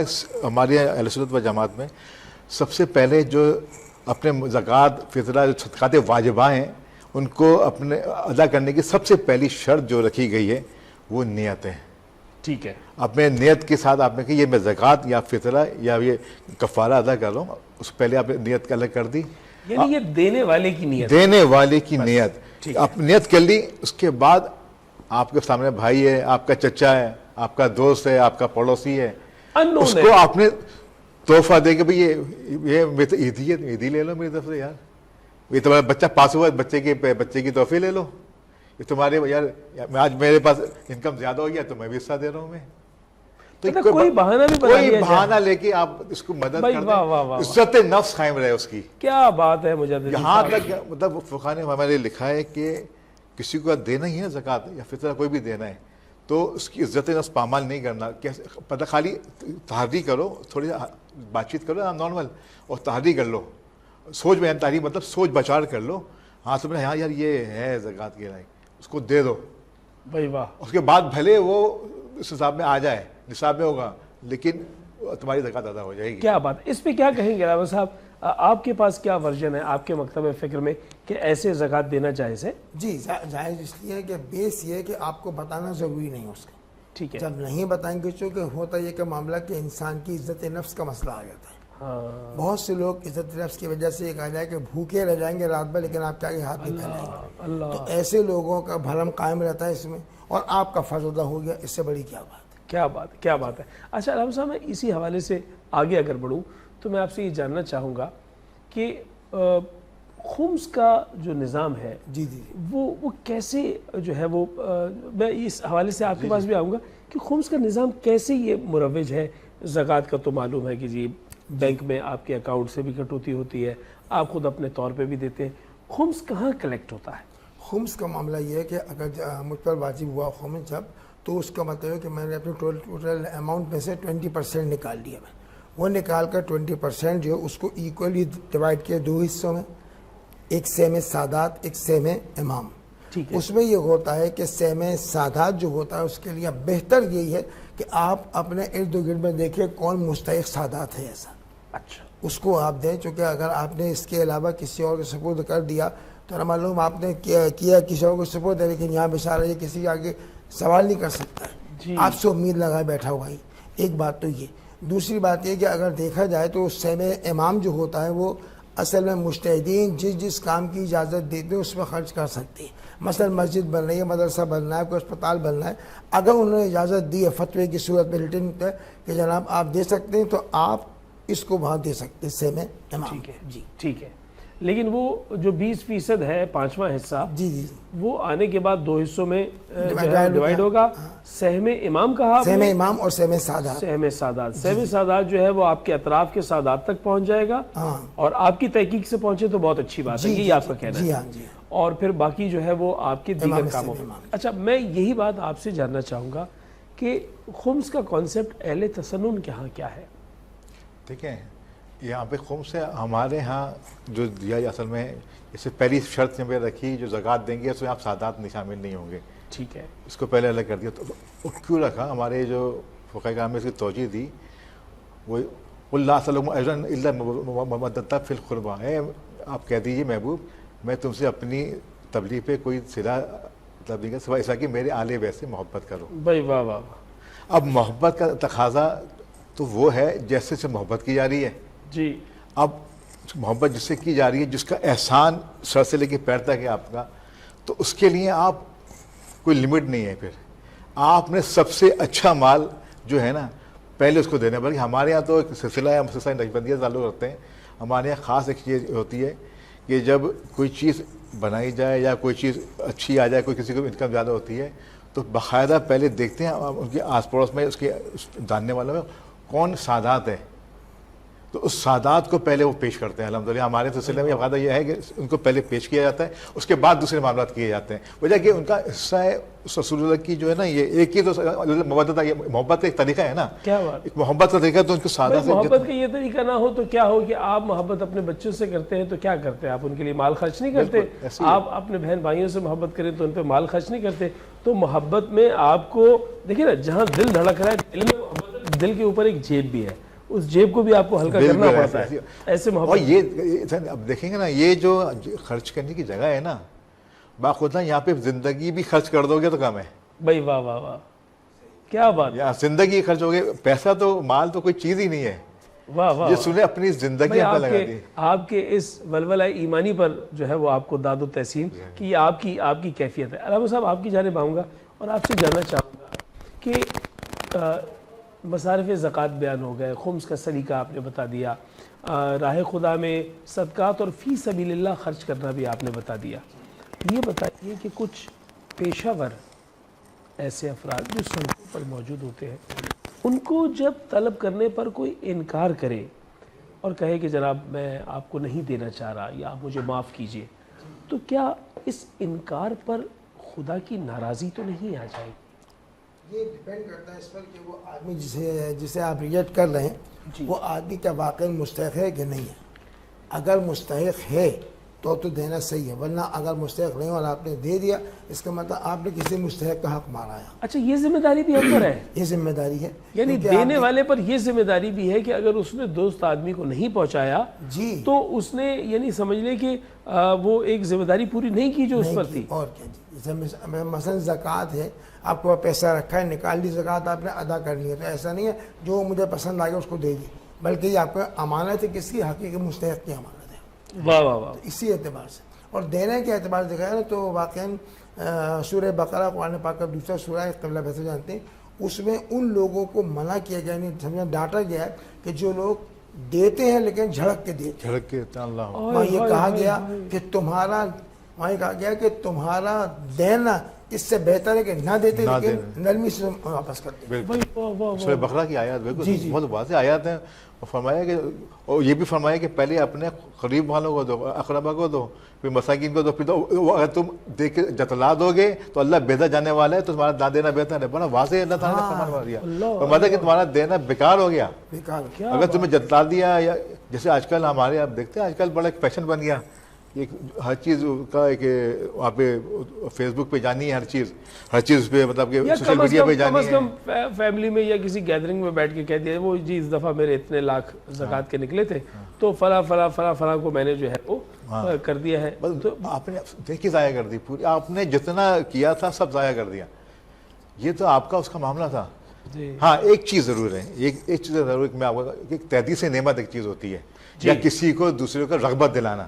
اگر دل میں نیت اس بات کی ہے، آپ کسی کو نیت ڈالے بندہ پتا ہے یار یہ تھوڑی کنجوسی کرتا ہے یا تھوڑا سا یہ پیچھے رہتا ہے معاملات میں، تو اس کو تھوڑی ترغیب دلانے کے لیے اس نعمت کا اظہار کیا جا سکتا ہے. کیا اچھی بات ہے. یعنی یہ جو ایک ہے تصویر کشی، عکاسی اور وہ اپنے سوشل میڈیا پر ڈیجیٹل پہ آپ کا ڈال دینا، جہاں وہ ایک طرف جو ہے وہ نمود و نمائش میں شمار ہوتا ہے اور بسا اوقات آپ کا کچھ بیان کرنا اس انداز سے بھی ہوتا ہے کہ وہ دوسروں کو پروموٹ کر رہا ہوتا ہے کہ یار یہ میں نے کوشش کی ہے، آپ بھی اسی طرح کی کوشش کریں، اس سے طمانینت ملے گی، دل کو سکون ملے گا، خوشی ملے گی. بہت اچھی بات کہی آپ نے.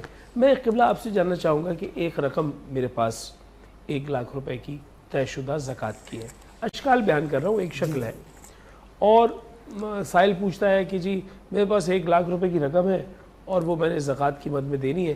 زکوٰۃ کے جو ہے وہ لائق کو 10 گھرانے میرے سامنے نظر آ رہے ہیں. جی اب اس کے ذہن میں 2 خیالات پیدا ہوتے ہیں.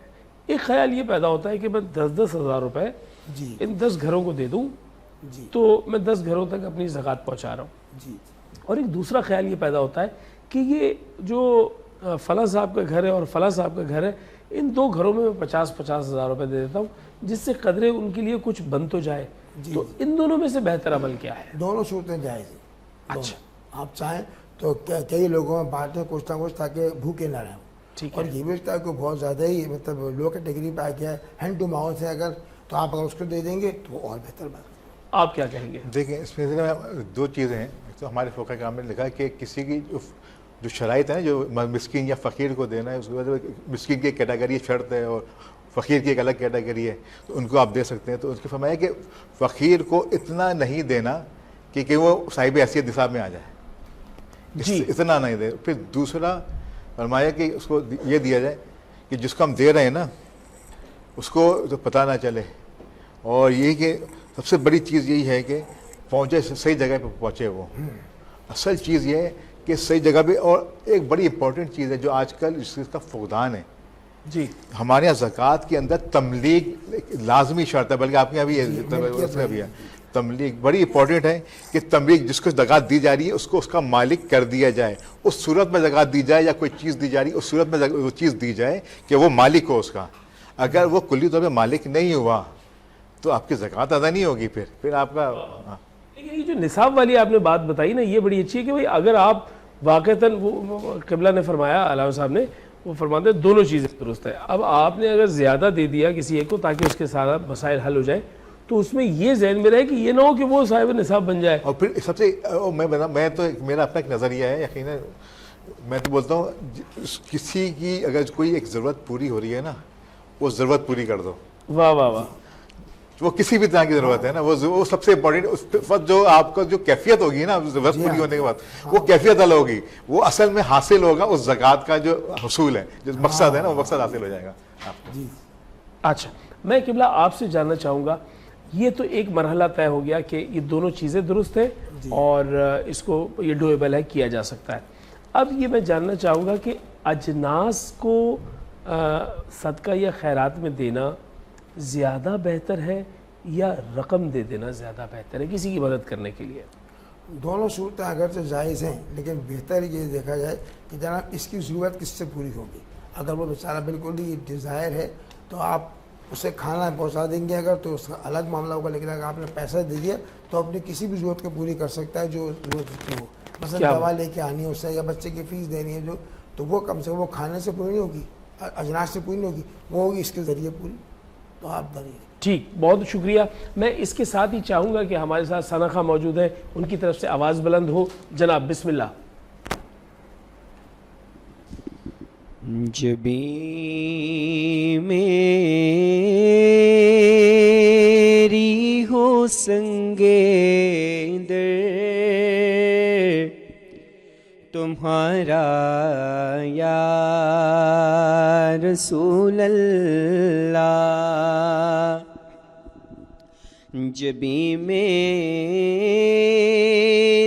ہو سنگے در تمہارا یا رسول اللہ جبھی میری ہو سنگے در تمہارا یا رسول اللہ یہی ہے ایک جینے کا سہارا یا رسول اللہ یہی ہے ایک جینے کا سہارا یا رسول اللہ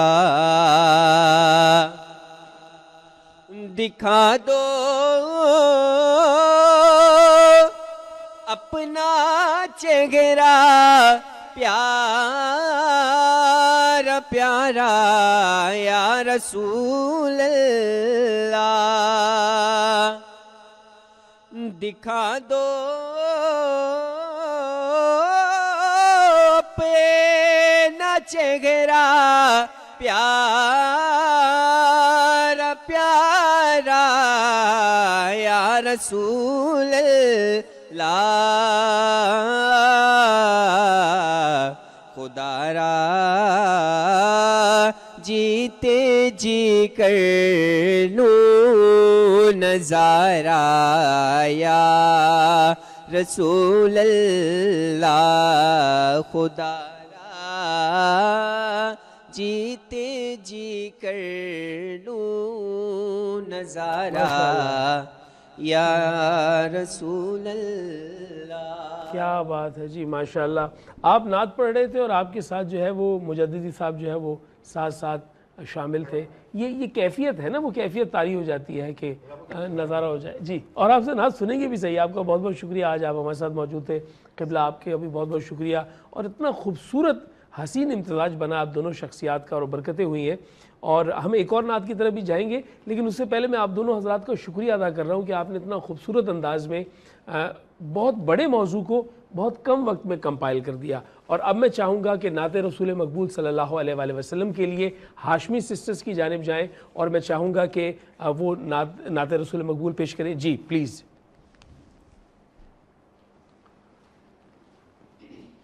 اور نعت رسول مقبول صلی اللہ علیہ وآلہ وسلم کا یہ ہدیہ پیش کیا جا رہا ہے. اور اس کے ساتھ ہی میں آپ سے چاہوں گا اجازت. انشاءاللہ سحر میں آپ سے ملاقات ہوگی اور پھر افطار میں بھی انشاءاللہ ملاقات ہوگی. ملاقات تمام نہیں ہوئی ہے, اللہ کا احسان جاری ہے, انعام رمضان جاری ہے. اگلے پڑاؤ پر ملیں گے. جی بسم اللہ. اب کوئی کیا ہمیں گرائے گا, ہر سہارا گلے لگائے گا. اب کوئی کیا ہمیں گرائے گا, ہر سہارا گلے لگائے گا. ہم نے خود کو گرا دیا ہے وہاں, ہم نے خود کو گرا دیا ہے وہاں, گرنے والے جہاں سنبھلتے ہیں. ہم نے خود کو گرا دیا ہے وہاں, گرنے والے جہاں سنبھلتے ہیں. سج گئے گھر گھر دسترخوان, رمضان